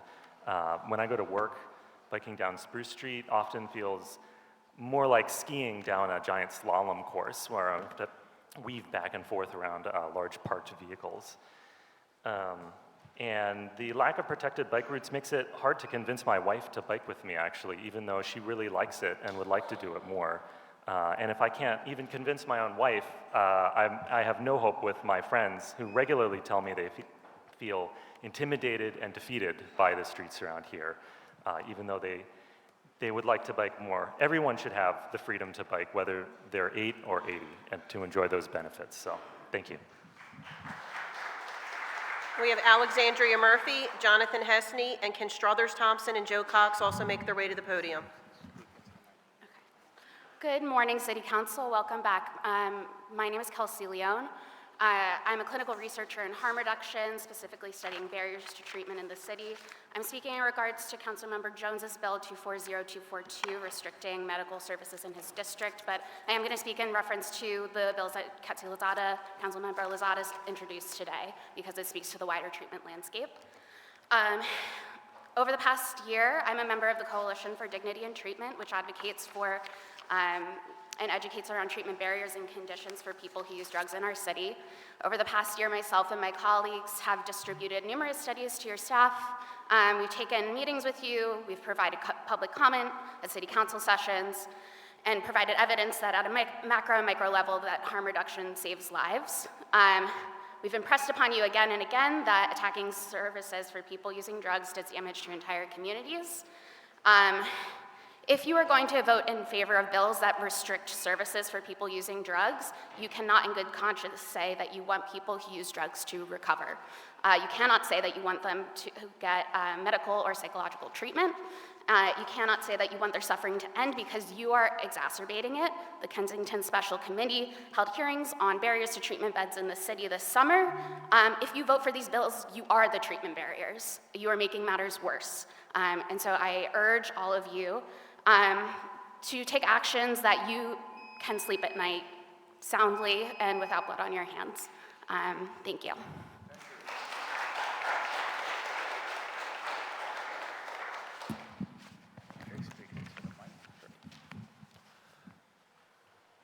Good morning. My name's Jonathan Hesney, and I'm here to speak on zoning overlays and related restrictions coming from historic designations. A small group of historic preservationists are trying to mass designate over 1,400 properties in Washington Square West as historic, declaring any building built between 1740 and 1985 as historic, which could apply to the entire city. If this happens, any work on the outside of a home will now require a 7-part application to the Commission for approval for any modification, any maintenance at all. This would require photographs, historic documentation, scaled plots or site plans, shop drawings, all to do something as small as replace a window or even just paint your house. These requirements are costly burdens on residents and unnecessary for the majority of the 1,400 homes, which are not historic. Residents of Washington Square West are overwhelmingly opposed. This designation will make it more difficult and more expensive to live in Philadelphia. I ask Councilman Squilla as our local representative and Council President Johnson as a member of the Historical Commission to oppose this mass designation and keep Philadelphia a vibrant and livable city for all. Thank you.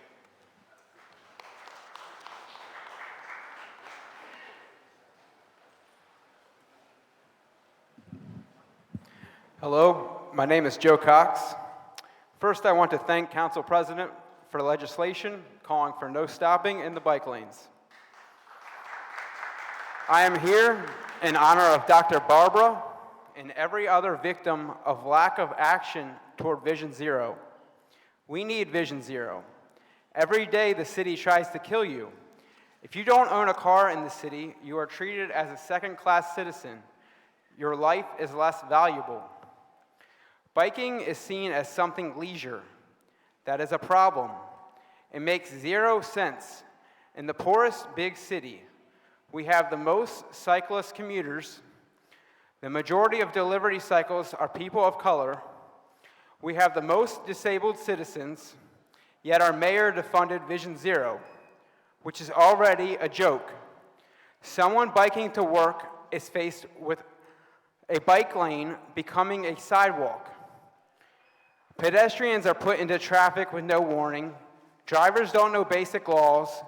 They don't care, and they aren't enforced. I can't tell you how many times someone tries to kill me, most days with their car. I don't want to be a ghost bike. We need Vision Zero. Also, no arena near Chinatown. Thank you. Can Peter Clark, Melanie Hawkins, Judea, and Cheryl Fote also make their way to the podium?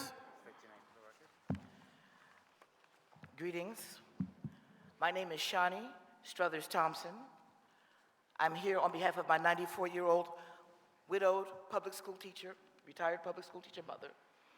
You may have seen us in the paper on the battle for 45th Street last September, almost a year ago. And I'm here, I have a lot to talk about, but I'm going to talk about rats. I'm here to talk about rats.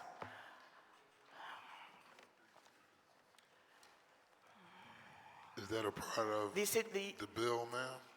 Pardon me? It's about non-conforming, you're talking about non-conforming properties, right? Non-conforming properties. Go ahead. Okay, so I want to talk to you about some properties that are non-conforming, and that's why we have rats. The Department of Health, the Vector Control Unit, has told us that they cannot remediate our rat situation, although they have baited several times, killed the squirrels, killed everything moving, but the rats are still there because we have open trash next door. It's supposed to be a two-unit buildings, duplexes. He has it as apartment 1, 2, and B with 10 rooms, 10 bathrooms, and all that trash comes out every day and sits in front of the house, and it's impossible to close it. He owns 13 properties on our block. It's impossible to close the trash cans. It's a 24/7 rat buffet. In addition to that, he has rat harborage. We got a violation for rat harborage at our house. And I got the 7th survey unit from the streets department to come out, and they determined that the voids, the 7-inch wide, 25 feet high, 90 and 25 feet long voids that are newly constructed next to our former row houses are harboring the rats. They are on his premises, not on ours, although they can be accessed from our house. If you stand on our porch, you can lean over and look down into his voids where the rats, raccoons, squirrels, bees, I can't even tell you what I've seen going in and out of there, and it's impossible to clean it. These are non-conforming conditions that have rats on us, which are unsanitary, and it's a world-class city, a city that wants to consider itself green, this, that, and the other, to allow rats for license and inspections to recently tell us that they did not see any conditions that were in violation. Needs to be handled. We have an L&I standing committee here. My councilwoman is on it. You all know who you are on it. Half the council's on the committee. Something needs to be done so that we don't have rats, and we have the laws to do it. They just need to be enforced. The city needs to have the cojones to do it. Thank you. Thank you, ma'am. Who do I give this to? Peter Clark, Melanie Hawkins, Judea and Cheryl Fote, Dr. Brown, Obona Hagins, and Lynn Landis. Please make your way to the podium. Peter Clark, Melanie Hawkins, Judea and Cheryl Fote, Dr. Brown, Obona Hagins. I'm going to make a request. It's kind of difficult for me to say what I have to say in 1 minute. So since some of the people are not coming, I just would request to have 1 minute, 2 minutes. You saying no? 1 minute, sir, per people speaking on public comment. Please begin. Well, what includes the 1 minute? Like when I introduce myself?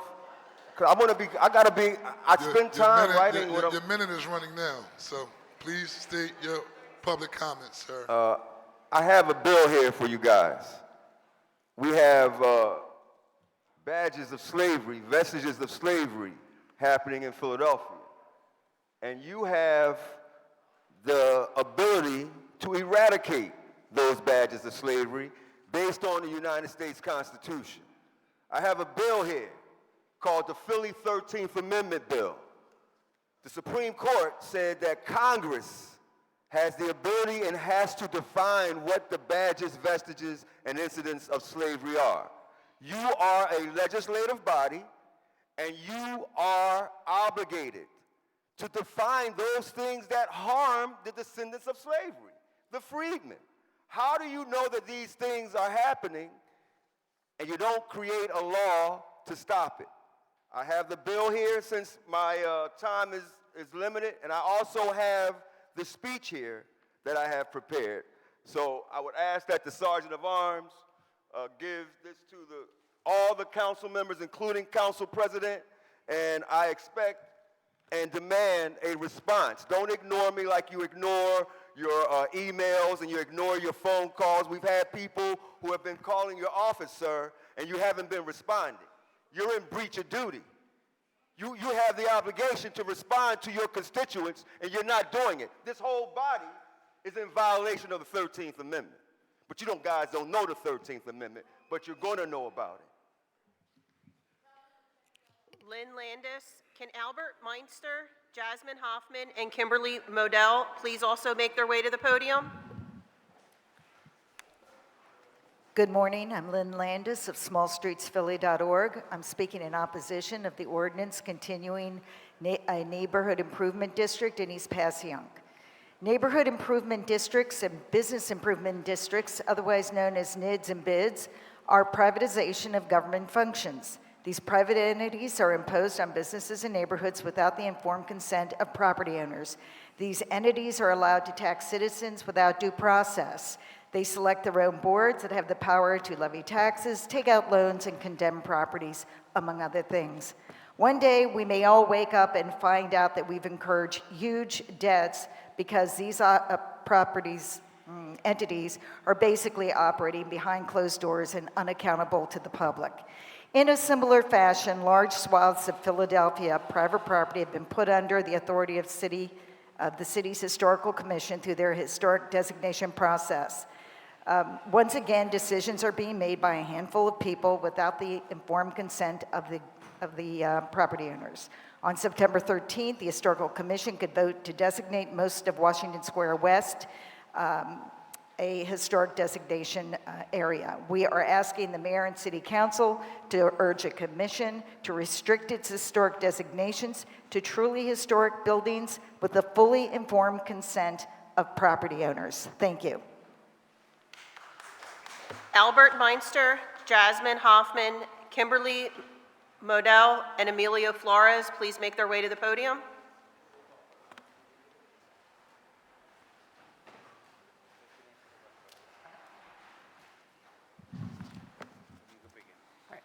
Hello, my name is Kimberly Modell. I'm here speaking in support of the resolutions calling for bike safety and for no stopping in the bike lane for Vision Zero. I brought a number of props, but for time I'm going to forgo most of them. I'd like to show you, I've got this helmet. It's broken because there's a crack here. Helmets are one-time use, and whenever you crash on them, they crack, deform, and you can't use them anymore. I've got another one here. Completely destroyed. You can see there's cracks here and there. And the last prop I'd like to show you is one of my bike lights. But I'll forgo that for time reasons. I'm here asking for Vision Zero funding because I need more than speed cushions and flexi posts to protect me. I'm asking for no stopping on all bike lanes because I don't want to be squished between a parked car and a speeding driver. And I'm asking for concrete now because I don't want to be the next person run over by a drunk driver. Thank you.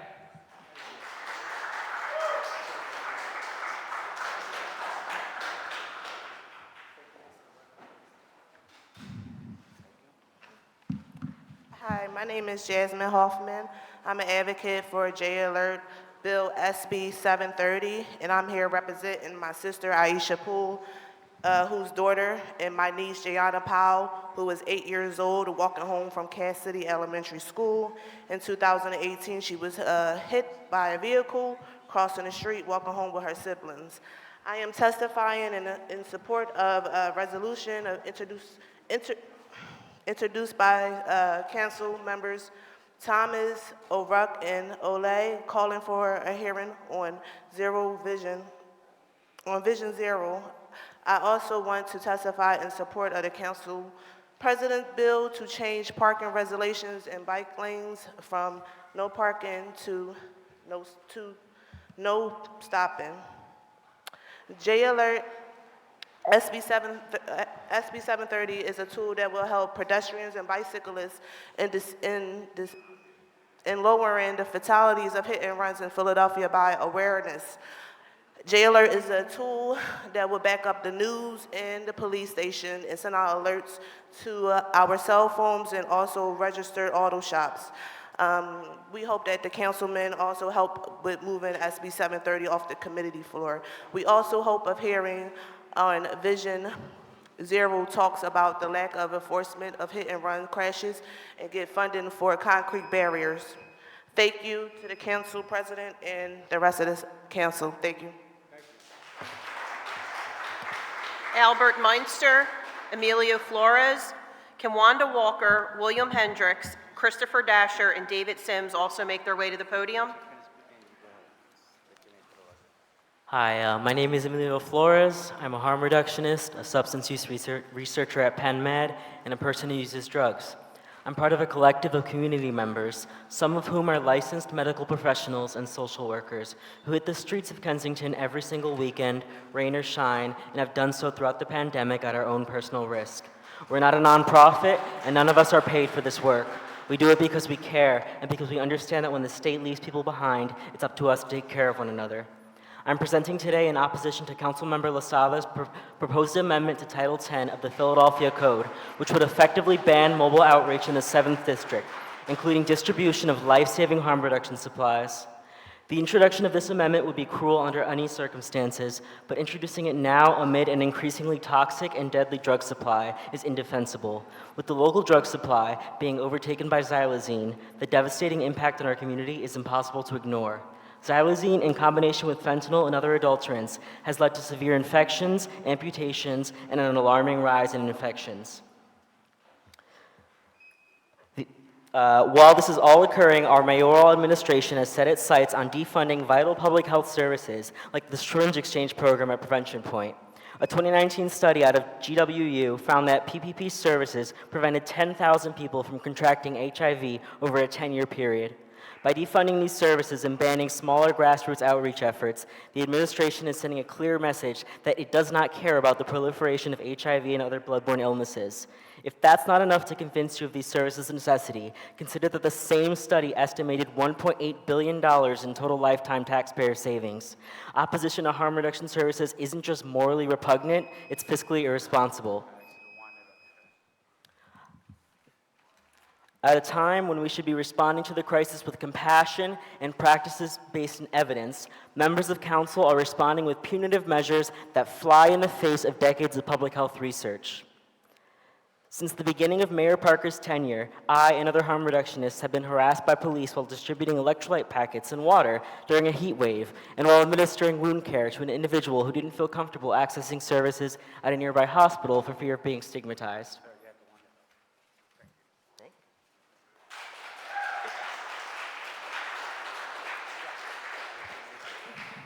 My name is Wanda Walker. Good morning, beautiful people. We only have 1 minute.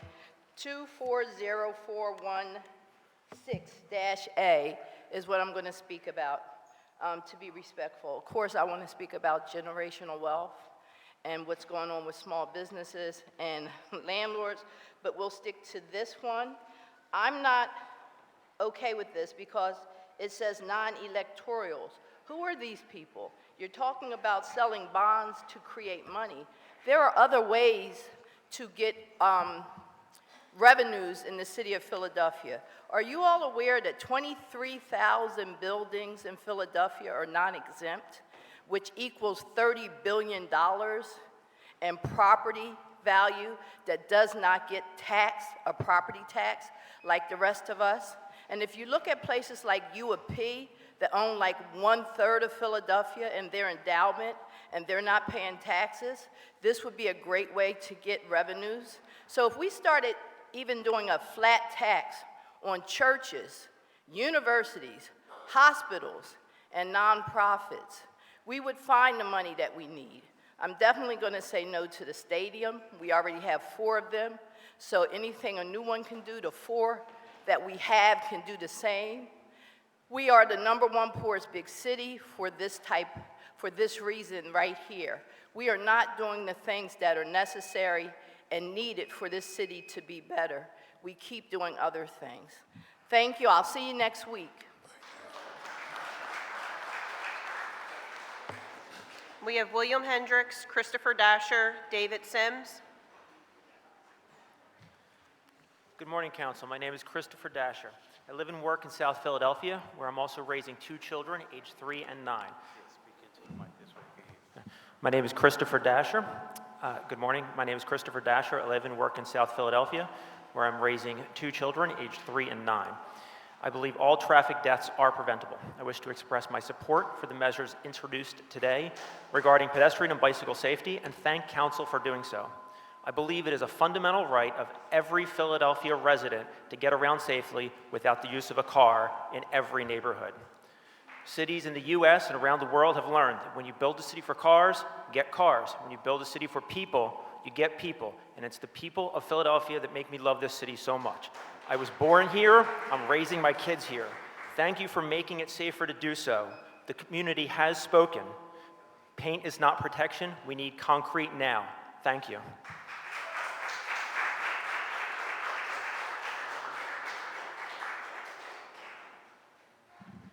Good morning. My name is David Sims. I am the artist and proprietor of Eatable Delights Catering. And I'd like to start off by saying, in the words of our Vice President, Kamala Harris, I am a joyful business owner. I come to you today to say thank you to Anthony Phillips for recognizing Eatable Delights as being a long-standing business. I've been here in business in Philadelphia for over 25 years. I'm originally from New York, but I'm a Philadelphian. I wouldn't go back to New York. So my message more is for the business owner. Too. Keep that to yourself.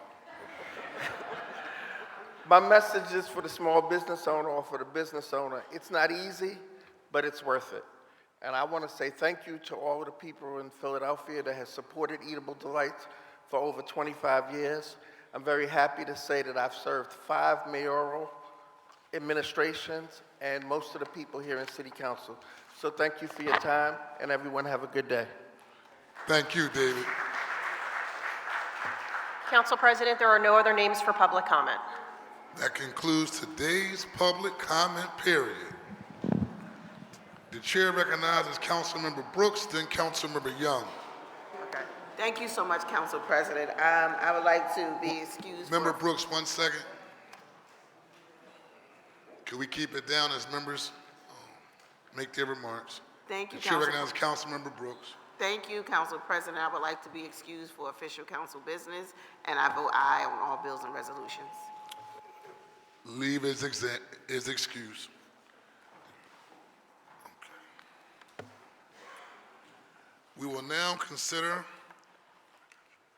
the bills and resolutions on the second reading and final passage calendar.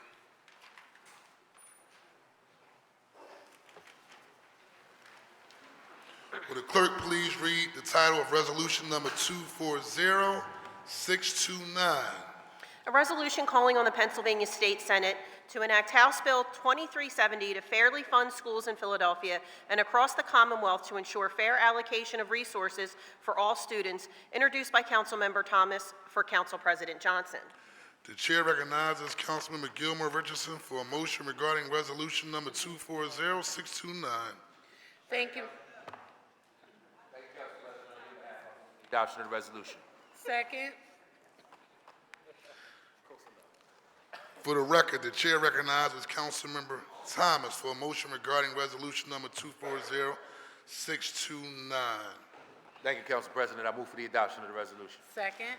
It has been moved and properly seconded that resolution number 240629 be adopted. All those in favor of the motion will signify by saying aye. Aye. Those opposed, the ayes have it. The motion carries. The resolution is adopted. Will the clerk please read the title of bill number 240368?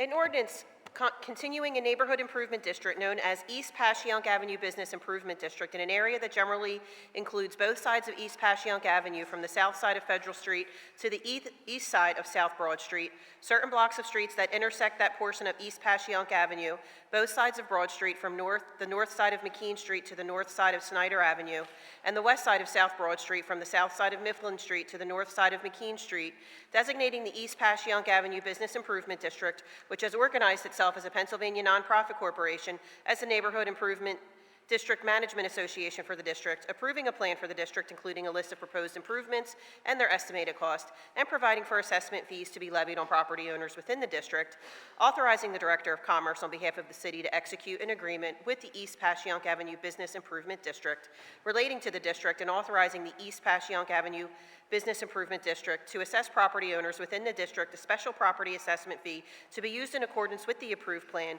all in accordance with the provisions of the Community Economic Improvement Act and under certain terms and conditions. This bill having been read on 2 different days, the question now is, shall the bill pass finally? Will the chief clerk please call the roll? Councilmember Phillips. Councilmember Gilmore Richardson. Councilmember Gautier. Councilmember Thomas. Councilmember Jones. Councilmember Landau.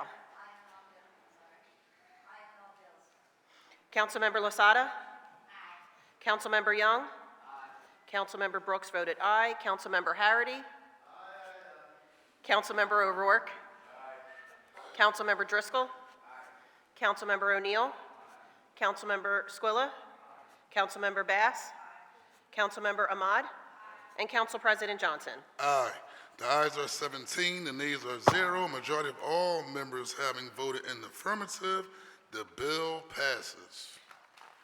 The clerk will please read any additional resolutions on today's calendar. A resolution honoring and recognizing the Honorable Stephen Kinsey for his exceptional service and leadership as a member of the Pennsylvania House of Representatives from 2013 to 2024, elected to represent the 201st Legislative District. Stephen Kinsey proudly served for 6 terms, demonstrating unwavering dedication to his constituents and community, introduced by Councilmember Phillips. The chair recognizes Councilmember Phillips for a motion on a resolution. Very well done, resolution. Thank you, Council President. On behalf of myself and the 8th District Councilwoman Cindy Bass, I move for the adoption of the resolution for a great man. It has been moved and properly seconded that the resolution be adopted. All those in favor will signify by saying aye. Aye. Those opposed, the ayes have it, and the resolution is adopted. And I'm sorry. Go ahead. You got it. And a resolution recognizing September 2024 as Prostate Cancer Awareness Month to raise awareness about the importance of screening for and treatment of prostate cancer, to encourage prostate cancer research, and to encourage Philadelphians to take an active role in the fight to end prostate cancer, introduced by Councilmember Phillips. The chair recognizes Councilmember Phillips for a motion on the resolution. Thank you. I move for the adoption of the resolution. It has been moved and properly seconded that the resolution be adopted. All those in favor will signify by saying aye. Aye. The ayes have it, and the resolution is adopted. And a resolution honoring and recognizing the Philadelphia Youth Network as it celebrates its 25th anniversary, introduced by Councilmember Phillips. The chair recognizes Councilmember Phillips for a motion on the resolution. I move for the adoption of the resolution. It has been moved and properly seconded that the resolution be adopted. All those in favor will signify by saying aye. Aye. Aye. Those opposed, the ayes have it, and the resolution is adopted. Honoring and recognizing youth action for over 2 decades of inspiring leadership and community service in Philadelphia, introduced by Councilmember Phillips. The chair recognizes Councilmember Phillips for a motion on the resolution. I enthusiastically move for the adoption of this resolution. It has been moved and properly seconded that the resolution be adopted. All those in favor will signify by saying aye. Aye. Those opposed, the ayes have it, and the resolution is adopted. Honoring and recognizing Brown's Linens, Inc. for its historic contributions to the community and its commitment to excellence across 4 generations, introduced by Councilmember Phillips. The chair recognizes Councilmember Phillips for a motion on the resolution. I move for the adoption of the resolution. It has been moved and properly seconded that the resolution be adopted. All those in favor will signify by saying aye. Aye. Those opposed, the ayes have it, and the resolution is adopted. And a resolution honoring and recognizing Buchan for its significant contributions to the local culinary landscape and its commitment to excellence, community engagement, and authenticity in modern Dominican cuisine, introduced by Councilmember Phillips. The chair recognizes Councilmember Phillips for a motion on the resolution. I move for the adoption of the resolution. It has been moved and properly seconded that the resolution be adopted. All those in favor will signify by saying aye. Aye. Those opposed, the ayes have it, and the resolution is adopted. Resolution honoring and recognizing Bally's Pizzeria for its significant contribution to the culinary landscape and its unwavering dedication to quality, community, and authenticity, introduced by Councilmember Phillips. The chair recognizes Councilmember Phillips for a motion on the resolution. I move for the adoption of the resolution. It has been moved and properly seconded that the resolution be adopted. All those in favor will signify by saying aye. Aye. Those opposed, the ayes have it, and the resolution is adopted. And a resolution honoring and recognizing Bruce R. Hawkins Funeral Home for its remarkable contributions to the community and its commitment to excellence over the past 40 years, introduced by Councilmember Phillips. The chair recognizes Councilmember Phillips for a motion on the resolution. I move for the adoption of the resolution. It has been moved and properly seconded that the resolution be adopted. All those in favor will signify by saying aye. Aye. Those opposed, the ayes have it, and the resolution is adopted. Honoring and recognizing Catherine's Cake Salon for its dedication to exceptional service, community engagement, and its contribution to the local economy, introduced by Councilmember Phillips. The chair recognizes Councilmember Phillips for a motion on the resolution. I move for the adoption of the resolution. It has been moved and properly seconded that the resolution be adopted. All those in favor will signify by saying aye. Aye. Those opposed, the ayes have it, and the resolution is adopted. Honoring and recognizing Edible Delights Catering and its founder, David Sims, for their extraordinary contributions to the culinary arts and their unwavering commitment to community service, introduced by Councilmember Phillips. The chair recognizes Councilmember Phillips for a motion on the resolution. I move for the adoption of the resolution. It has been moved and properly seconded that the resolution be adopted. All those in favor will signify by saying aye. Aye. Those opposed, the ayes have it, and the resolution is adopted. And a resolution honoring and recognizing Island Frite for its outstanding contributions to the local culinary scene and its commitment to excellence, community engagement, and authenticity in Haitian Caribbean cuisine, introduced by Councilmember Phillips. The chair recognizes Councilmember Phillips for a motion on the resolution. I move for the adoption of the resolution. It has been moved and properly seconded that the resolution be adopted. All those in favor will signify by saying aye. Aye. Those opposed, the ayes have it, and the resolution is adopted. Honoring and recognizing Paul Beals Flowers for its remarkable 50-year history and its enduring impact on the community, introduced by Councilmember Phillips. The chair recognizes Councilmember Phillips for a motion on the resolution. I move for the adoption of the resolution. It has been moved and properly seconded that the resolution be adopted. All those in favor will signify by saying aye. Aye. Those opposed, the ayes have it, and the resolution is adopted. And a resolution honoring and recognizing Ron's Caribbean Cuisine for its significant contribution to the culinary landscape and its unwavering dedication to quality, community, and authenticity, introduced by Councilmember Phillips. The chair recognizes Councilmember Phillips for a motion on the resolution. I move for the adoption of the resolution. It has been moved and properly seconded that the resolution be adopted. All those in favor will signify by saying aye. Aye. Those opposed, the ayes have it, and the resolution is adopted.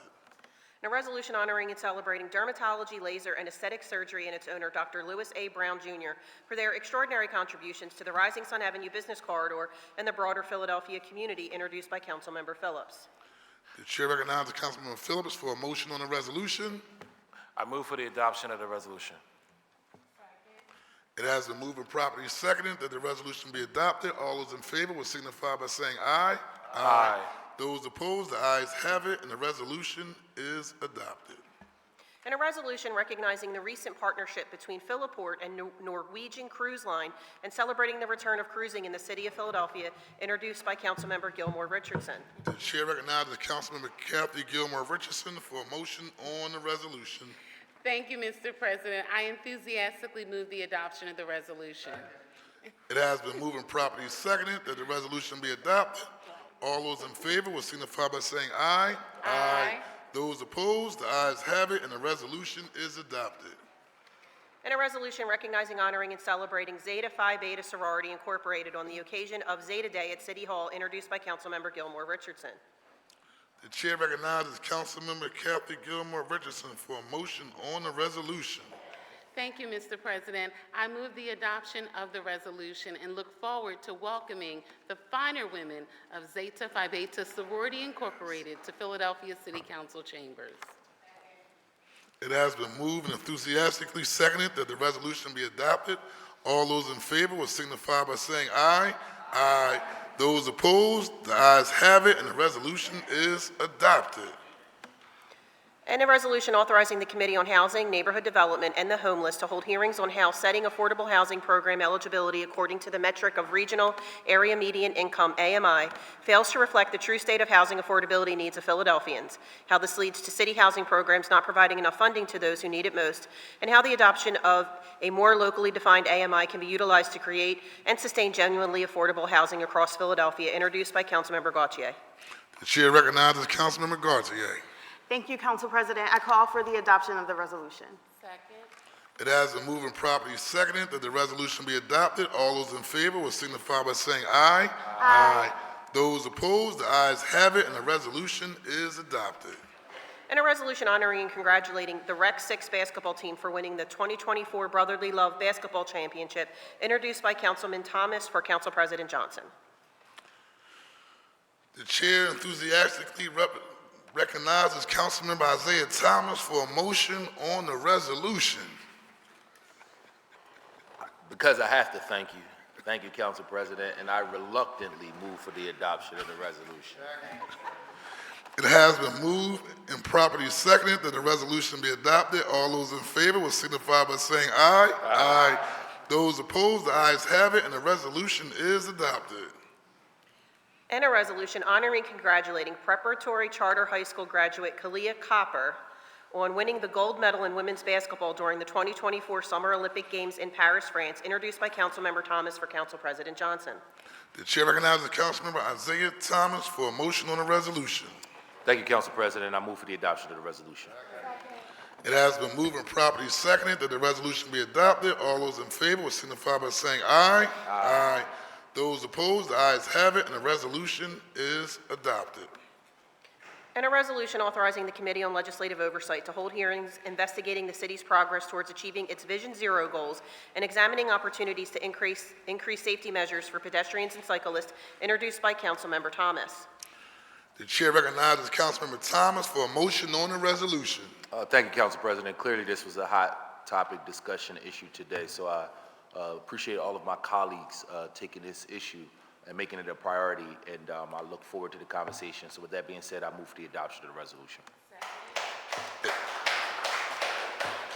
It has been enthusiastically moved and seconded that the resolution be adopted. All those in favor will signify by saying aye. Aye. Those opposed, the ayes have it, and the resolution is adopted.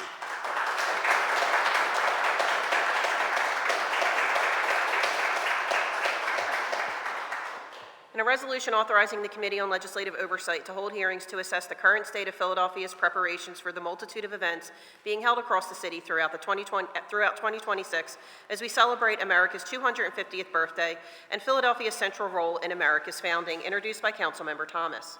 The chair recognizes Councilmember Thomas for a motion on the resolution. Thank you, Council President. This is an important topic, and I move for the adoption of the resolution. It has been moved and properly seconded that the resolution be adopted. All those in favor will signify by saying aye. Aye. Those opposed, the ayes have it, and the resolution is adopted. And a resolution honoring and congratulating Joel Embiid on his gold medal finish in the 2024 Olympic Games basketball final and for becoming the first player in Philadelphia 76ers franchise history to win a gold medal with Team USA, introduced by Councilmember Thomas. The chair recognizes Councilmember Thomas for a motion on the resolution. Thank you, Council President. Congratulations to all of the Philadelphia folks who won a gold medal, and I move for the adoption of the resolution. It has been moved and properly seconded that the resolution be adopted. All those in favor will signify by saying aye. Aye. Those opposed, the ayes have it, and the resolution is adopted. And a resolution authorizing the Joint Committees on Public Safety and Public Health and Human Services to hold hearings to investigate the effectiveness and potential expansion of mobile mental health units administered by the Department of Behavioral Health and Intellectual Disability Services, introduced by Councilmember Jones. The chair recognizes Councilmember Jones for a motion on the resolution. Thank you, Mr. President. I move for the adoption. It has been moved and properly seconded that the resolution be adopted. All those in favor will signify by saying aye. Aye. Those opposed, the ayes have it, and the resolution is adopted. And a resolution honoring and recognizing 6 ABC Philadelphia News anchor and reporter Rick Williams for his contributions to the impactful Crime Fighter series, introduced by Councilmember Jones. The chair recognizes Councilmember Jones for a motion on the resolution. Thank you, Mr. President. I move for its adoption. It has been moved and properly seconded that the resolution be adopted. All those in favor will signify by saying aye. Aye. Those opposed, the ayes have it, and the resolution is adopted. And a resolution honoring and recognizing Drexel University alumnus Justin Best, who mastered the sport of rowing on the Schuylkill River at Boathouse Row in the 4th Councilmatic District for his contribution in securing the gold medal as one of 4 on the United States Olympic rowing team at the 2024 Summer Olympic Games in Paris, France, introduced by Councilmember Jones. The chair recognizes Councilmember Jones for a motion on the resolution. Thank you, Mr. President. I move for its adoption. It has been moved and properly seconded that the resolution be adopted. All those in favor will signify by saying aye. Aye. Those opposed, the ayes have it, and the resolution is adopted. And a resolution authorizing the Committee on Education to hold hearings investigating the rate of food waste and determining distribution options for excess food in the city of Philadelphia, introduced by Councilmember Jones. The chair recognizes Councilmember Jones for a motion on the resolution. Thank you, Mr. President. I move for the adoption. It has been moved and properly seconded that the resolution be adopted. All those in favor will signify by saying aye. Aye. Those opposed, the ayes have it, and the resolution is adopted. And a resolution authorizing the Committee on Public Safety to hold hearings to investigate the ability and preparedness of critical city departments to possess a redundancy of records, introduced by Councilmember Jones. The chair recognizes Councilmember Jones for a motion on the resolution. Thank you again, Mr. President. I move for the adoption. It has been moved and properly seconded that the resolution be adopted. All those in favor will signify by saying aye. Aye. Those opposed, the ayes have it, and the resolution is adopted. And a resolution recognizing September 10th, 2024 as Suicide Prevention Day in the city of Philadelphia and affirming the need for suicide prevention awareness and robust mental health services, introduced by Councilmember Landau. The chair recognizes Councilmember Landau. Thank you, Council President. I move for the adoption of the resolution. It has been moved and properly seconded that the resolution be adopted. All those in favor will signify by saying aye. Aye. Those opposed, the ayes have it, and the resolution is adopted. And a resolution honoring and recognizing Maya Weintraub for representing Philadelphia and the United States in the 2024 Summer Olympics and winning a gold medal team in team fencing, introduced by Councilmember Landau. The chair recognizes Councilmember Landau. Thank you, Council President. I move for the adoption. It has been moved and properly seconded that the resolution be adopted. All those in favor will signify by saying aye. Aye. Those opposed, the ayes have it, and the resolution is adopted. And a resolution authorizing the Joint Committees on Public Safety and Streets and Services to hold hearings to investigate the Philadelphia Police Department precinct policies and practices for approving and denying block party permits and exploring methods to increase block party permit applications, introduced by Councilmember Young. The chair recognizes Councilmember Young for a motion on the resolution. Thank you, Mr. President. I move for its adoption. It has been moved and properly seconded that the resolution be adopted. All those in favor will signify by saying aye. Aye. Those opposed, the ayes have it, and the resolution is adopted. And a resolution authorizing the Council Committee on Streets and Services to hold hearings to investigate the policies, procedures, and practices regarding the changing of the direction of streets as authorized by the Philadelphia Department of Streets, introduced by Councilmember Young. The chair recognizes Councilmember Young for a motion on the resolution. Thank you, Mr. President. I move for its adoption. It has been moved and properly seconded that the resolution be adopted. All those in favor will signify by saying aye. Aye. Those opposed, the ayes have it, and the resolution is adopted. And a resolution authorizing the Joint Committees on Public Safety and Legislative Oversight to hold hearings examining actions necessary to significantly reduce the Philadelphia prison population in an effort to permanently close Philadelphia's oldest and most inhumane prison facility, the detention center, introduced by Councilmember O'Rourke. The chair recognizes Councilmember O'Rourke for a motion on the resolution. Thank you, Council President. I move for the adoption of the resolution. Second. It has been moved and properly seconded that the resolution be adopted. All those in favor will signify by saying aye. Aye. Those opposed, the ayes have it, and the resolution is adopted.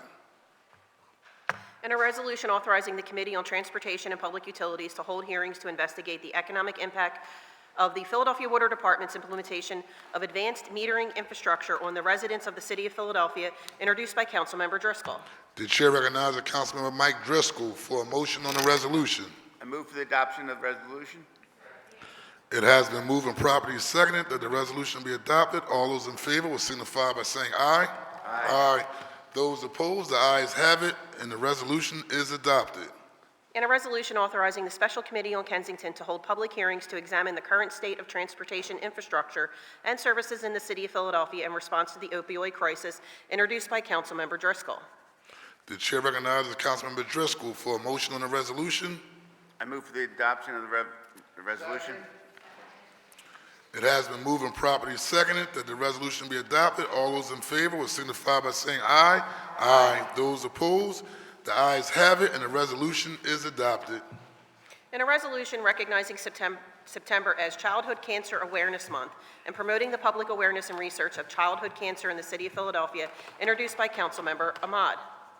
The chair recognizes Councilmember Ahmad for a motion on the resolution. Thank you, Council President. I move for the adoption of this resolution.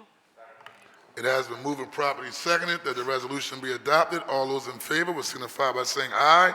Aye. Those opposed, the ayes have it, and the resolution is adopted. And a resolution recognizing the prevalence of childhood abuse and the severe impacts it has on the children of Philadelphia, and affirming the City of Philadelphia's commitment to examining the effectiveness of city-funded programs that provide services for child welfare and safety, introduced by Councilmember Ahmad. The chair recognizes Councilmember Ahmad for a motion on the resolution.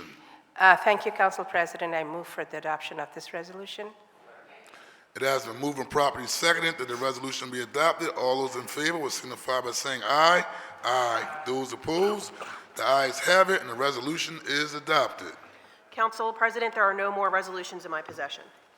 That completes our calendar for today. Before we officially go into speeches, I want to acknowledge Councilmember Cindy Bass. Thank you, Mr. President. I'm going to ask Councilman O'Neill. I was going to ask Councilman O'Neill if he was wanting to make remarks as well. So I was going to speak on the passing of former Councilmember Donna Reed Miller. And so over the summer, we lost a great warrior and champion in Councilwoman Donna Reed Miller. And she was someone who was as authentic as you can possibly be. She was always true to herself, true to her community, and true to the issues that were long before there was this, notion of I would say progressivism. There was, people like Donna Reed Miller who came from the Dave Richardson, Brother Dave Richardson School of Politics, who, like Hardy Williams and so many others, were the fathers of independent black politics in the city of Philadelphia. And so when I heard that she had passed, I think most of us were really shocked, because although we knew that there might have been some ailments, it was nothing that we thought, that we were having the expectation of losing her so soon. And so I know that she worked with Councilman O'Neill as a colleague. She worked with Councilman Jones as a colleague. And she also worked with interns and staffers like Councilwoman Ketsi Lozada, Councilman Jeffrey Young, our majority leader, Kathy Gilmore Richardson, other relationships like Jimmy Harity, Councilmember Harity, and so many more. A lot of relationships with the former council lady. So I was going to ask if we could have a moment of silence, a standing moment of silence in her honor for all of the hard work that she did and put into the city of Philadelphia and all that she gave for each and every one of us. Absolutely.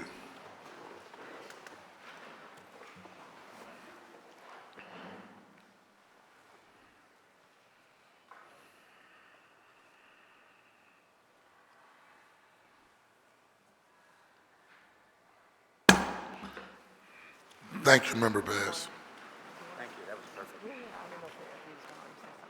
Definitely will be missed. Are there any speeches on the part of the minority? The chair recognizes Councilmember O'Rourke. Thank you, President Johnson, and thank you to everyone who came out this morning, I guess afternoon, or tuned in to see your government in action today as we resume our legislative work here in the fall session. I personally am still going through my first year as a legislator, and something that I wasn't ready for was how the many hopes and dreams and visions and opinions that Philadelphians have for their city would work on me through the summer break. All the joy that is evoked by our everyday miracles, all the sorrow brought on by our everyday tragedies, it was all there. It was all coming to our phone lines, it was coming to my email box, came in letters, but this body wasn't in session and we couldn't act on it. Our systems do run on a calendar, I was clear about that, but life happens to all of us every day and is seen in all of the joys that we evoke and all the sorrow that we bring. The tension of the summer kind of focused me. It focused me forward to today and to these weeks ahead of us in a way that feels deeply spiritual, if I may, because it is spiritual. The people's needs are sacred. The people's needs are holy. And we, as the elected representatives, are charged to be in relationship, to be in deep discourse with all of you who are watching, listening, who are here. We have to be responsive, we have to be engaged, we have to be strategizing together toward that more perfect union, if you will. That is the spirit of democracy. And it feels like that spirit revived every 4 years when this idea, democracy, starts to kind of clarify and feel real for so many. As it is on the outside, my prayer is that it may be so on the inside. May that animating spirit of democracy in this season reign in this chamber all season long, because we have a lot of work to get through. We have a lot of plans and a lot of proposals. We have a lot on our hearts. Some of us are mourning today. Some folks came mourning Christopher Cabrera, a pedestrian who was killed by a car accident in Kensington on the same terrible day in July when Dr. Barbara Freitas was killed by a drunk driver while riding her bike on Spruce Street, as was articulated today during public comment. People are basically begging us, y'all, to get out of our own way and to do what is feasible in their eyes to make our streets safer. I think that we are off to a strong start. I think all of us would agree. One to grow upon as we move through this session for sure. Some of us came to the chamber today in a celebratory mood, and I wish I could have joined the celebration in Winfield yesterday with the bold, brave tenants of Burt Shalom House. They are worthy of a round of applause for the work that they have done. Their action in their homes and in City Hall made a material difference.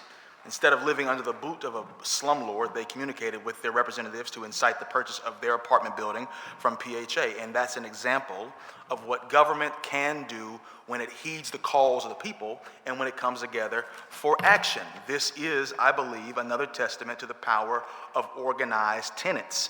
This too is what democracy looks like. As we say in the streets, they showed it in the community. Some among us are thoroughly scared for the future of our communities, like our neighbors in Chinatown. And according to some reports commissioned by the city, their worries appear to be well-founded after all. I have the luxury of having been a firm public opinion on this issue early on, which is that our basketball franchise, I believe, would be better served and would be a better neighbor, if you will, by continuing the search for the ideal location here in the beloved city of Philadelphia to build their arena. But we need to be credible.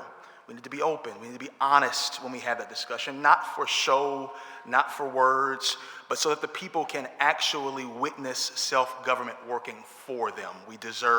They deserve an honest conversation. Some of our constituents are not part of the conversation at all, if we're being honest, whether that's because they feel disenfranchised or disillusioned or because they actually are disenfranchised, and the only way they can talk to us is if we go to them. This summer, we went up to State Road to talk to a number of our incarcerated constituents. What's abundantly clear is that we have to end the crisis in our jails, where Philadelphians are getting their rights violated on a daily basis.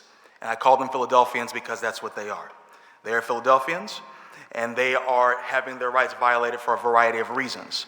And that's why it's my first action of this session is calling for a hearing on decarceration, getting people out of jail who do not need to be there.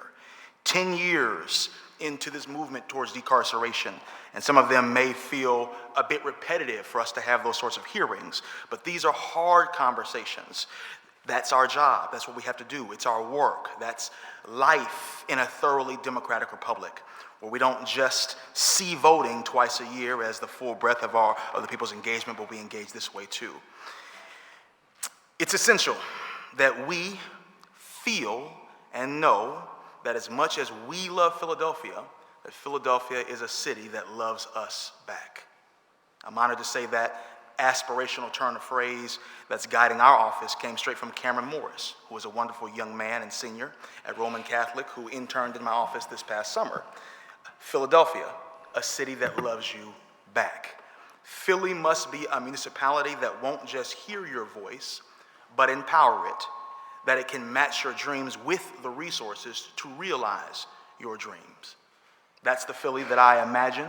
That's the Philly that I believe for. That's the Philly that I pray for as I pray for this council, as I pray for our mayor, as I pray for our constituents. And whether you pray or whether you don't pray, I hope that you too can imagine with us in this chamber, can believe in a beloved community and believe in what that one Philly might actually look like with us in the city council, to do it with your neighbor and do it in the honest, quiet recesses of your own time. I pray that this belief drives us forward, and I pray that it does it together. Thank you. God bless you. I look forward to this fall. You're welcome. Any speeches on behalf of the majority? The chair recognizes Councilmember Jim Harity. Good afternoon, colleagues. Good afternoon, Council President. Man, I woke up today feeling blessed. I got up real early and was able to watch the sun come up, and the way it was hitting with the clouds, the rays were actually visible coming out, and it just made my whole day.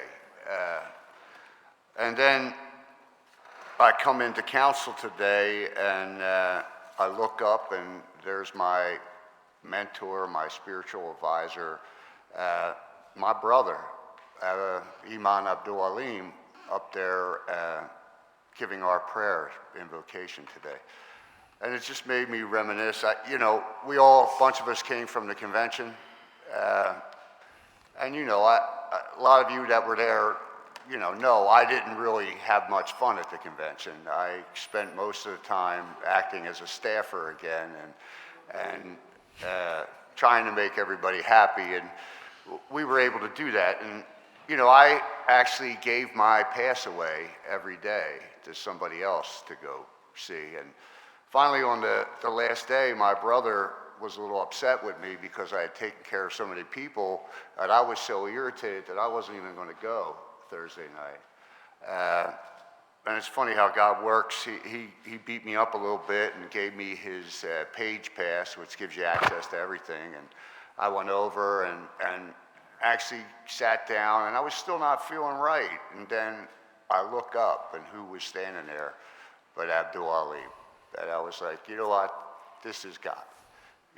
This is putting people in place when you need it, when you need to hear something. And I needed to hear his message, and it was very good. And, I'd be remiss if I didn't. My wife, Marnie, is here in the audience today. So, she works for the mayor and all that, but what most people don't know is that Abdul Alim actually married us Islamically a few years back because he is my brother. He pulled us aside one night at a dinner and had a little service for us right there in the restaurant while everybody was eating. It was very loving gesture. And his words were very kind, and I'll never forget that. So for me today was a great day, coming into our first new council session, feeling the energy of my colleagues. I mean, we have good people here. I am so honored to work with all these people in city council here. I do believe that they really do have the people in mind, just like I have the people in mind every day when I come to work. So I just want to thank you all, and I look forward to having more fantastic days here at City Council. So thank you, everyone. Thank you. Chair recognizes Councilmember Jones. Thank you, Mr. President. There are a lot of adjectives to describe what people are feeling today. I want to use the one that the Vice President uses, is joy and gratitude. I'm joyful and grateful for the mayor's commitment to do 30,000 affordable luxury housing. Starting yesterday, and you were there, colleague and president, where that promise made is a promise being kept for the people of Brith Shalom.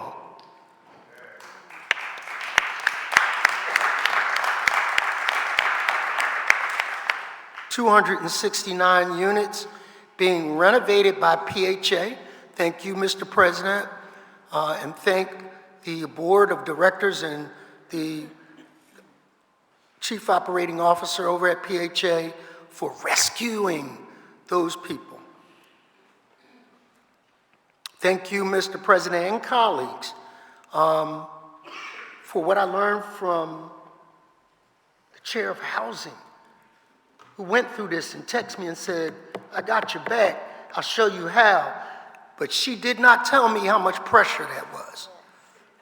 When those people look you in the face, when they came into this council and said, you're our last and only hope, and we looked back at them and said, we got your back.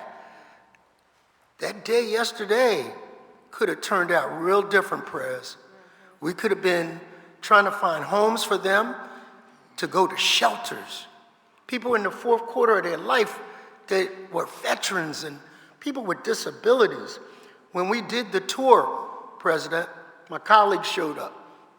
Member Brooks, Nina Ahmad, Ruth Landau, O'Rourke, and most importantly, Driscoll, because he's not at large. He represents a district. None of those people at Brith Shalom can vote for you. But you took that tour, and when we took the tour and walked in front of a unit, Mr. President, that had crime tape on it. The lady had been dead for 3 days. No wellness check, nobody checking on her, no family. Kathy, you've been up there, you donned your Wonder Woman cape when they had power failures, thank you. But it meant a lot to me. I called you first when we got the word that PHA settled on that, because you did not have an obligation to be there, Mr. President, but he showed up, and I am forever grateful. On all that I love, yesterday was the most fulfilling day of being a public servant council member. I've been on the top of the parade, got at the World Series, got hit in the head with Bud Light. That was fun. But this was the job. This is why we run. This is why we serve.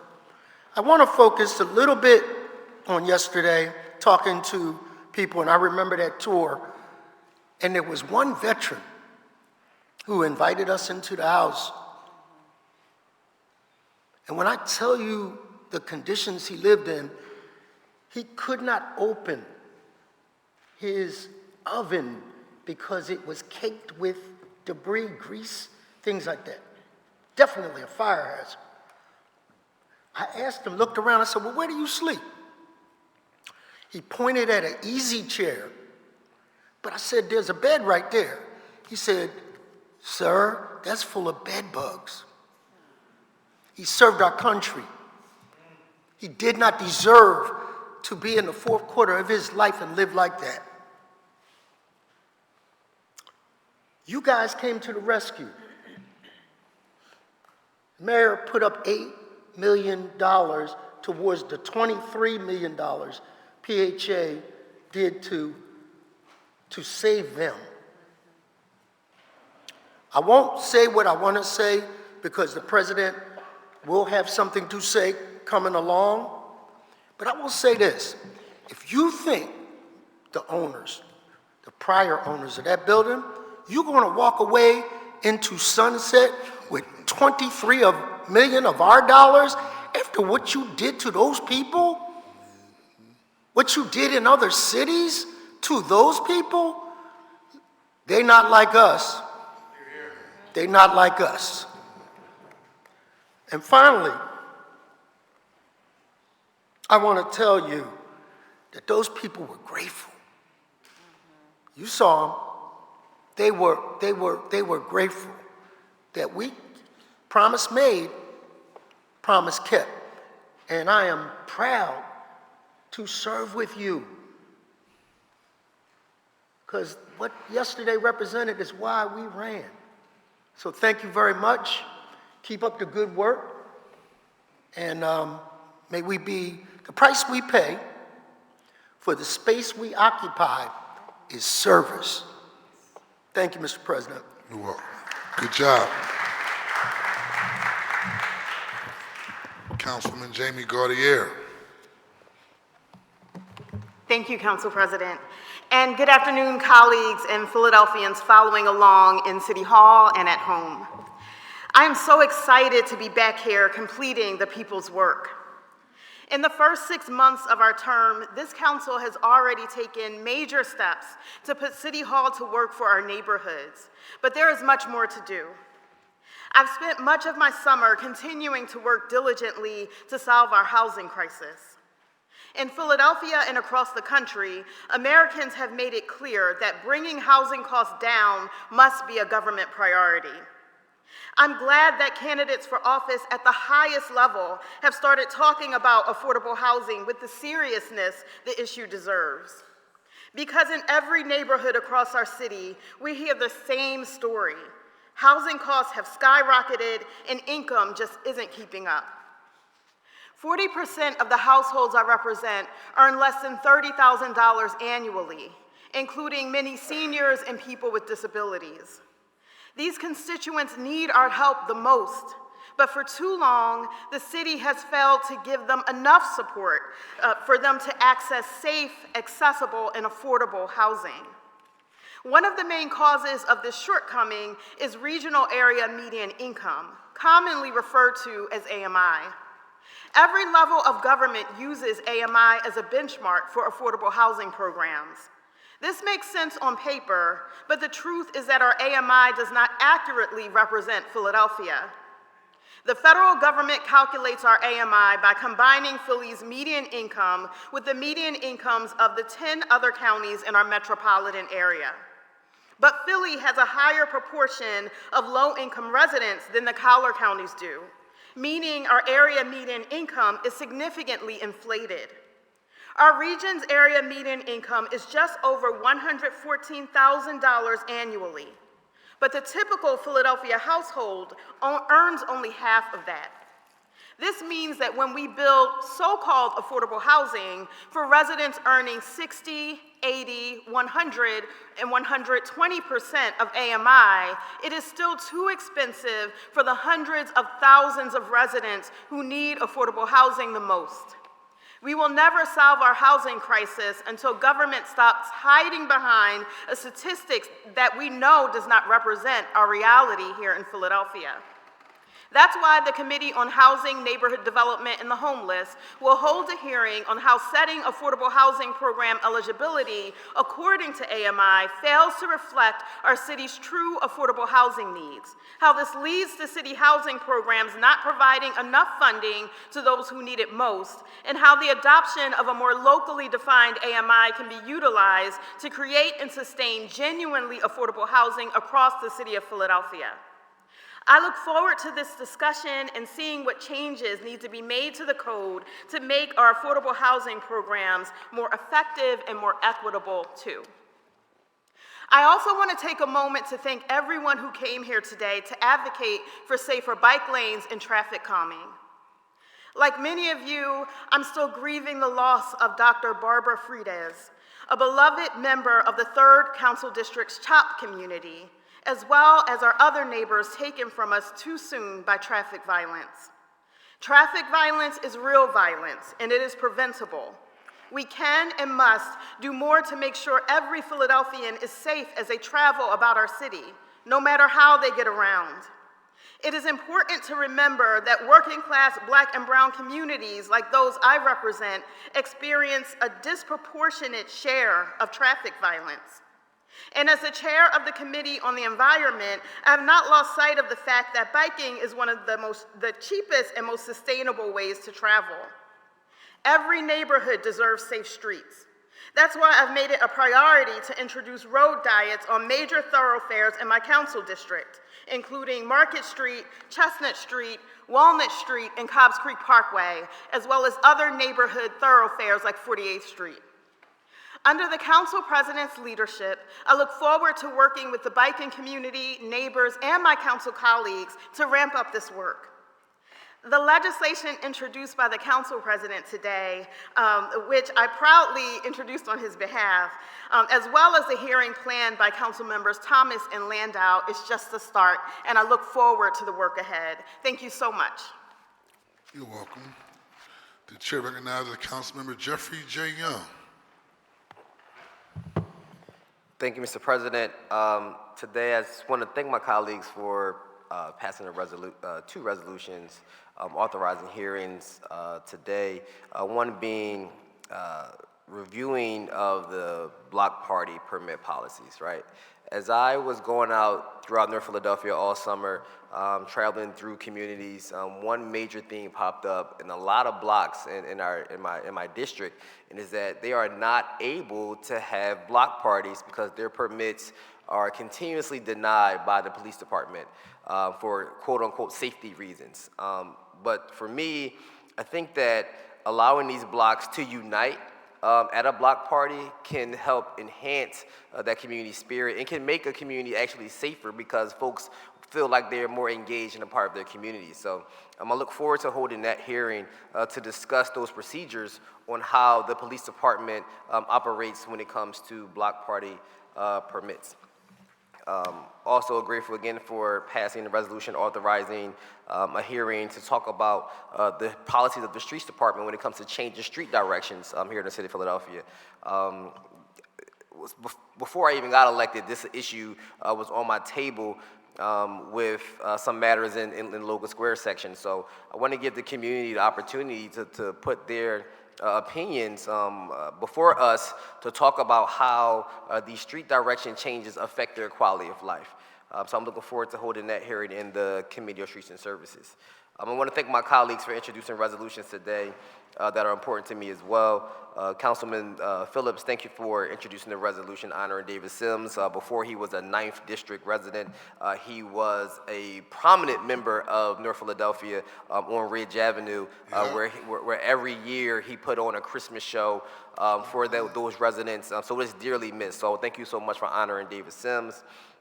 Council President, Councilmember Thomas, thank you for honoring Kalia Copper, North Philadelphia resident with the North with an F, and she is also, before she went to prep charter, she was a proud student at Girard College from grades 1 through 10, but sometimes your talents outgrow your environment, so she had to go to prep charter to hone in on her basketball talents.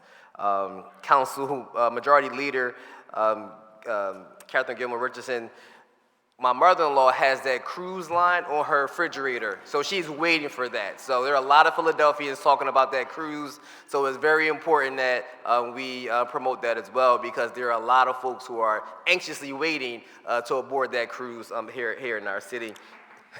And Councilmember Thomas, I went to Dobbins on Tuesday to talk to some high school students, and one of the main things they mentioned to me is that their food is trash, right? So that's why it's in the trash, right? Because it's trash. So we have to talk about why we are feeding our children food that they deem not edible, that they don't like. So we have to talk about why there's excess waste in our school district. And Councilmember Gaudier, I got a call yesterday from a constituent who receives $985 a month for SSI and is paying $600 a month to rent a room at 17th and Dolphin, right? That is the conditions of our residents in the city of Philadelphia.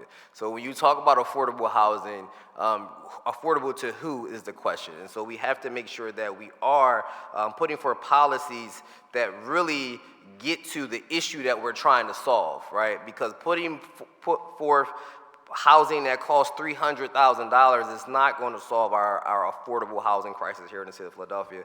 So I look forward to working with you all on trying to figure out what is that sweet spot for affordable housing here in the city of Philadelphia. On a personal note, this Saturday, I partnered with the Spring Garden Civic Association to bring the first annual Sunflower Festival.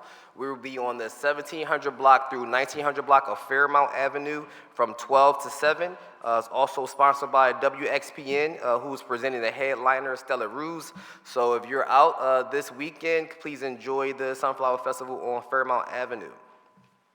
And lastly, Mr. President, today we heard a lot of testimony from the public about protecting lives and preventable tragedies, right? So I want to talk about some preventable tragedies that occur here in the city of Philadelphia, and that is the tragedy of gun violence, right? As of September 2nd, there were 165 fatal shootings here in the city of Philadelphia and 605 non-fatal shootings.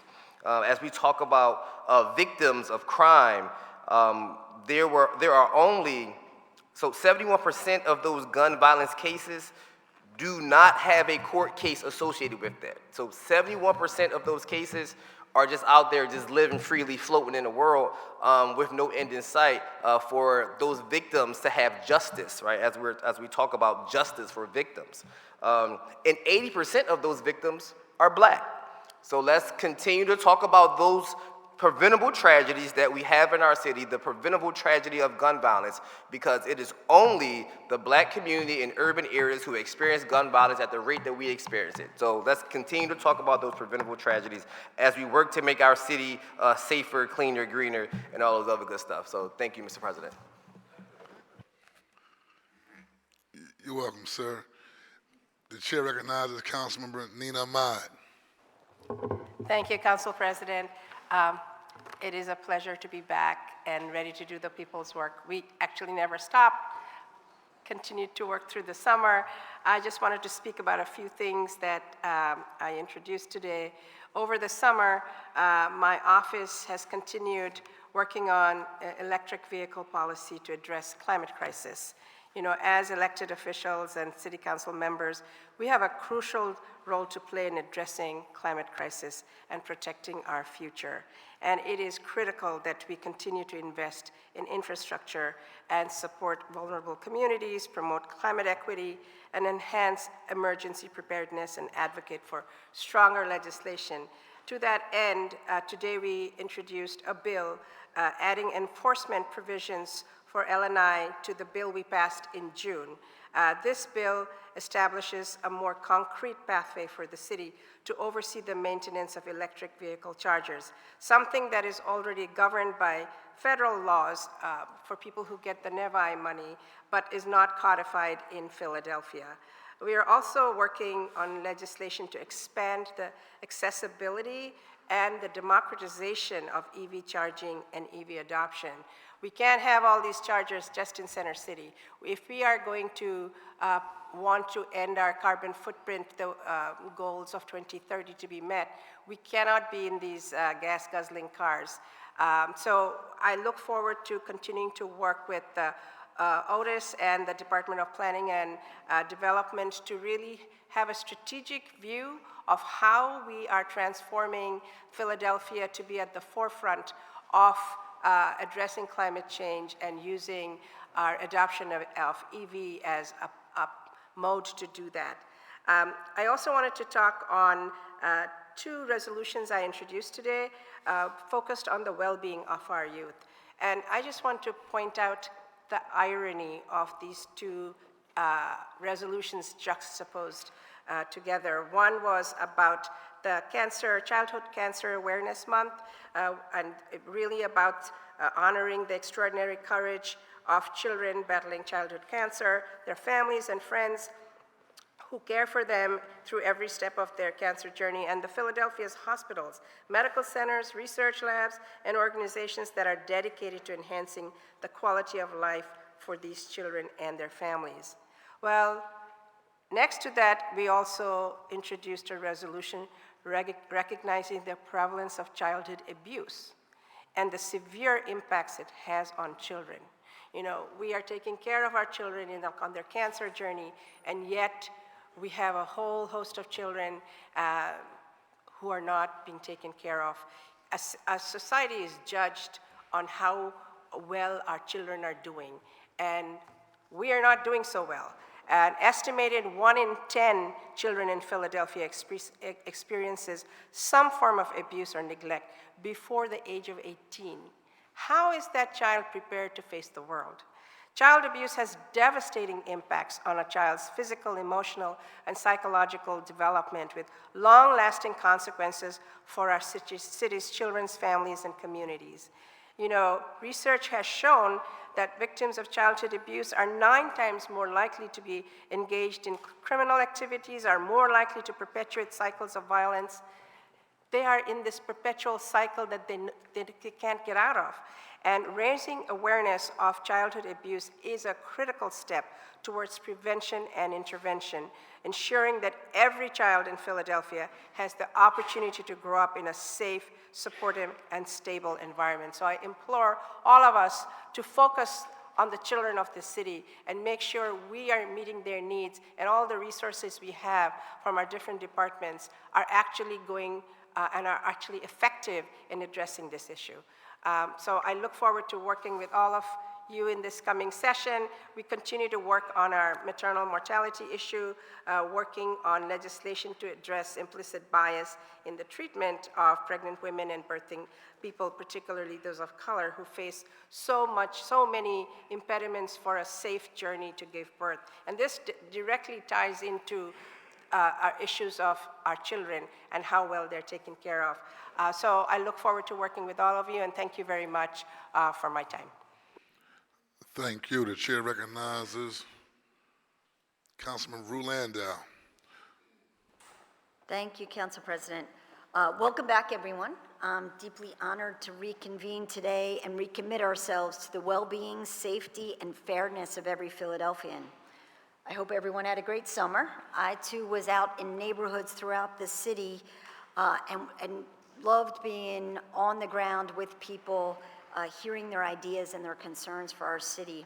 I want to take a moment to just talk to Councilman Jones for a second about how incredible yesterday was as well at Brith Shalom.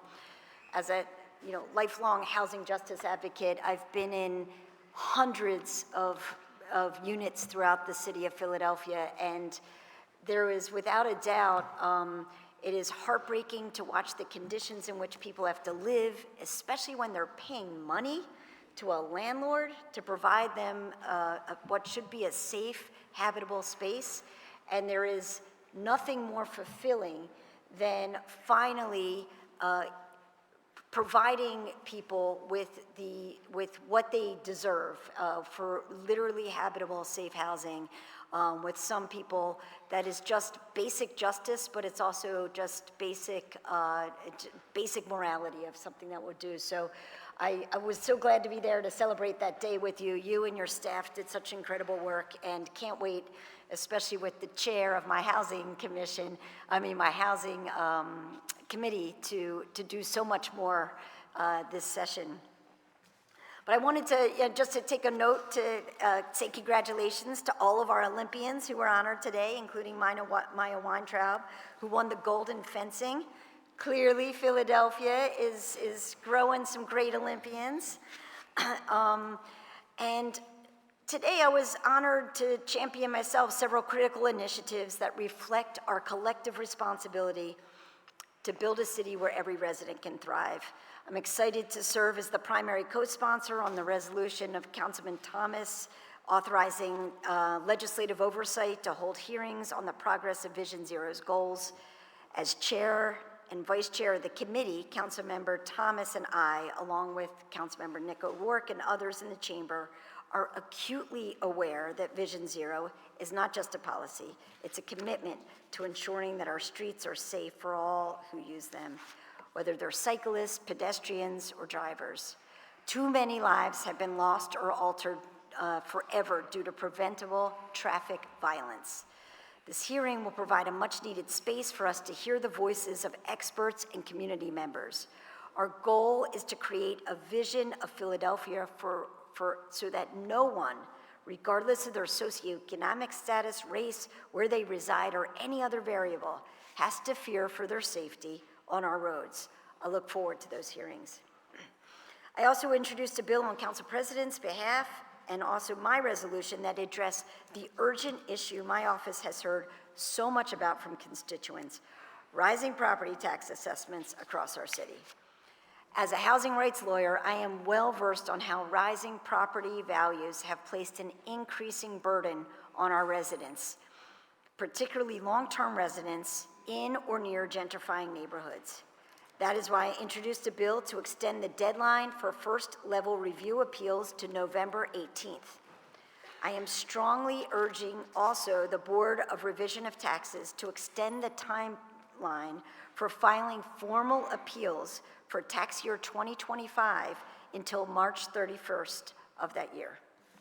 The current deadline of October 7th does not provide adequate time for our residents to initially pursue a first-level review and then make a formal appeal to respond to their increased assessment. When so many of our neighbors are already struggling to make ends meet, fairness and equity must be at the forefront of our tax policies.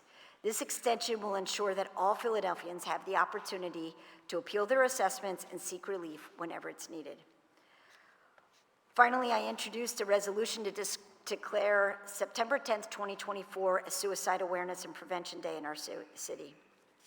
Suicide is a public health crisis that touches every community, and the United States is currently undergoing the highest suicide rate in nearly 80 years.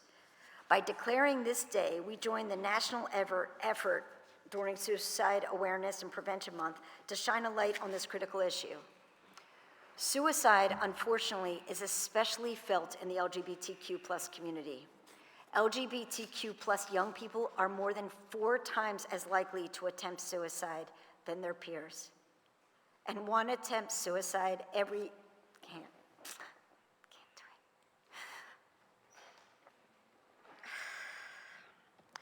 One attempts suicide every 45 seconds in the United States.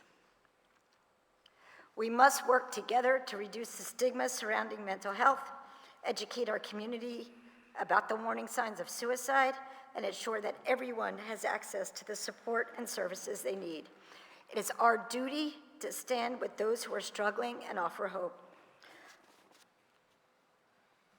Finally, I'd like to give a huge shout out to my colleague, Minority Leader Kendra Brooks, for moving forward on the Reproductive Freedom Task Force.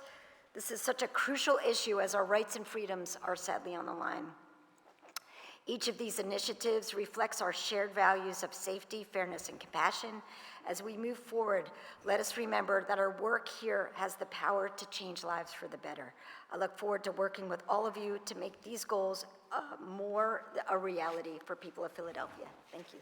Thank you, Brill. The chair recognizes Councilmember Anthony Phillips. Thank you, Council President. Good afternoon, Philadelphia, and especially good afternoon to the residents of the 9th District. I just want to come before you very briefly and note today we have a very special organization near and dear to my heart and also to the heart of many people who have been impacted by it.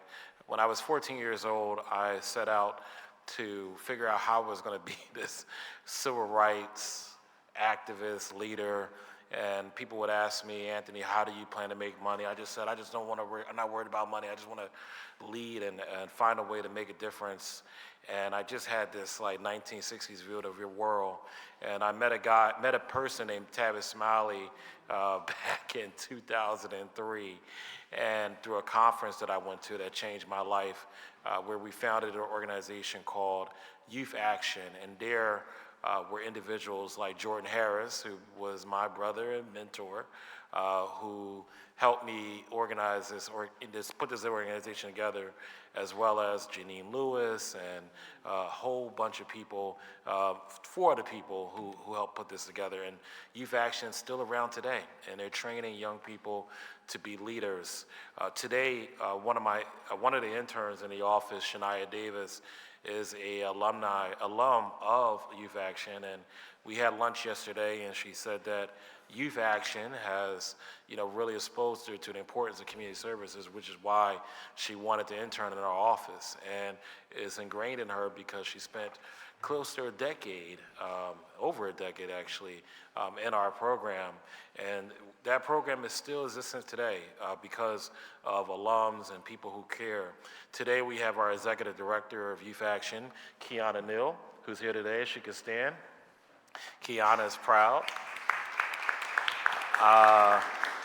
Proud to continue the legacy of teaching students from middle school and high school the importance of civic engagement. So if you're interested in getting your middle school or high school students involved with service, visit www.youthactionteam.org. They've been serving for over 20 years, and a good chunk of those years I was there. And I'm just thankful that we have passed the baton to someone like Kiana to continue that work. So thank you, Youth Action, for all that you've done. I also want to briefly say something about Stephen Moultrie. Stephen Moultrie was a member of Phi Beta Sigma Incorporated, and unfortunately he had an untimely death due to a motor vehicle accident this summer. I briefly met Stephen, and what I will tell you about him is that he seemed like a really good guy, and our majority leader, Councilwoman Captain Gerlin Richardson, knew him well as her husband, because they are frat and sorority brothers, sisters.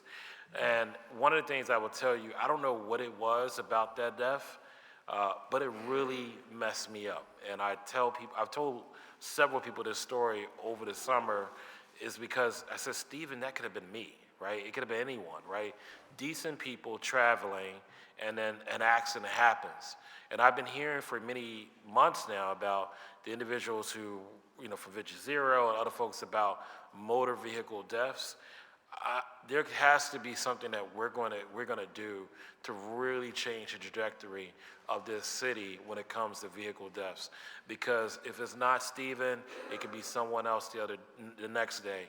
So we have to find a way to drive carefully. So I'm looking forward to working with our majority whip, Isaiah Thomas, on this issue as we continue to look to create transparency in our city when it comes to this issue. And it's very serious for me now. And lastly, this morning, I wanted to tell you that the reason why we recognize all of these businesses is because, I've been keen about the city crackling down on nuisance businesses and the quality of life issues that impact us daily. And I fundamentally believe that we're in the business of improving the lives of addressing businesses like stop and goes, gas stations, serial nuisance businesses.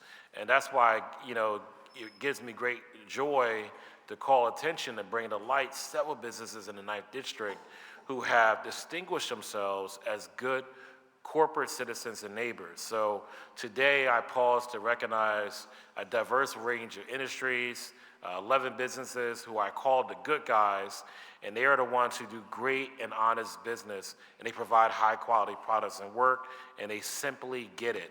So in addition to doing business, they take responsibility for their community, and I'm so proud of it. So I just want to quickly recognize the businesses. Again, Ron's Caribbean Cuisine in Northeast, Hawkins Funeral Home in East Oak Lane, Catherine's Cake in West Oak Lane, Mount Airy, Dr. Brown's Dermatology in the Longcrest Northeast area, Island Frite in Alany, Buchan and the Burr Home, Castor Gardens, Oxford Circle area, Tio Pepe and Oxford Circle Northeast, Brown's Linen in Mount Airy, Bally's Pizza area in Mount Airy, Edible Delights in Mount Airy, Paul Bill's Flowers in West Oak Lane. These businesses have been doing incredible work for a very long time, and I just want to say thank you all so much, and also congratulations to the Philadelphia Youth Network for over 25 years of service. God bless. Thank you. Thank you. The chair recognizes Councilmember Cindy Bass. Thank you, Mr. President. Just a couple of things I wanted to say before I go into my remarks is around, I thought that the resolution around hearings around school lunches was just brilliant, because what is served, I don't believe, is acceptable. And I think what I'd like to do, Mr. President, is to have council convene a luncheon with school district administrators and bring in some school district lunches, and everybody just chow down, okay?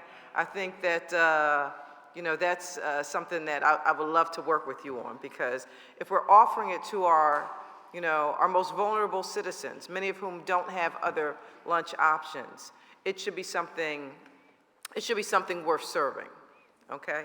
So I just really wanted to say that, and thank you so much for that resolution, because like I said, I think that was really a smart thing to do, to put that issue out front. Today I offered a number of bills and resolutions, but I just really wanted to very briefly make mention of a couple of them. The first is the street renaming for Lou and Chu's Way. For those who have been to one of the many, many community events, fish fries, events, activities, outside of Lou and Chu's, I want to give a shout out especially to former council member Sharon Vaughn, who really was pushing for this legislation, and I'm sure we'll be here to speak on that. It's very, very important. And of course, the renaming of Waterview Playground after Councilwoman Donna Reed Miller, who we mentioned earlier in our standing silent recognition for her. And the Waterview Playground in East Germantown is, a staple in the Donna Reed Miller family. Generations grew up there, very well known, and so we look forward to that activity and seeing each and every one of you when we actually have that ceremony later this year, hopefully. Also, we did a resolution calling on the Commonwealth to really strengthen enforcement against illegal activities of merchants, and primarily stop and goes. We really need the Commonwealth to really pay attention to this issue, to really step up, to insert themselves in a way that we haven't seen before. And we know that resources are scarce and there's not, nearly enough inspectors, but we need them at the table to be able to effectively deal with the problem that we're having, particularly the sale of loosies, tobacco products, all kinds of other items, shots of liquor, cans of cheap beer, just, it's a hot mess and it continues on.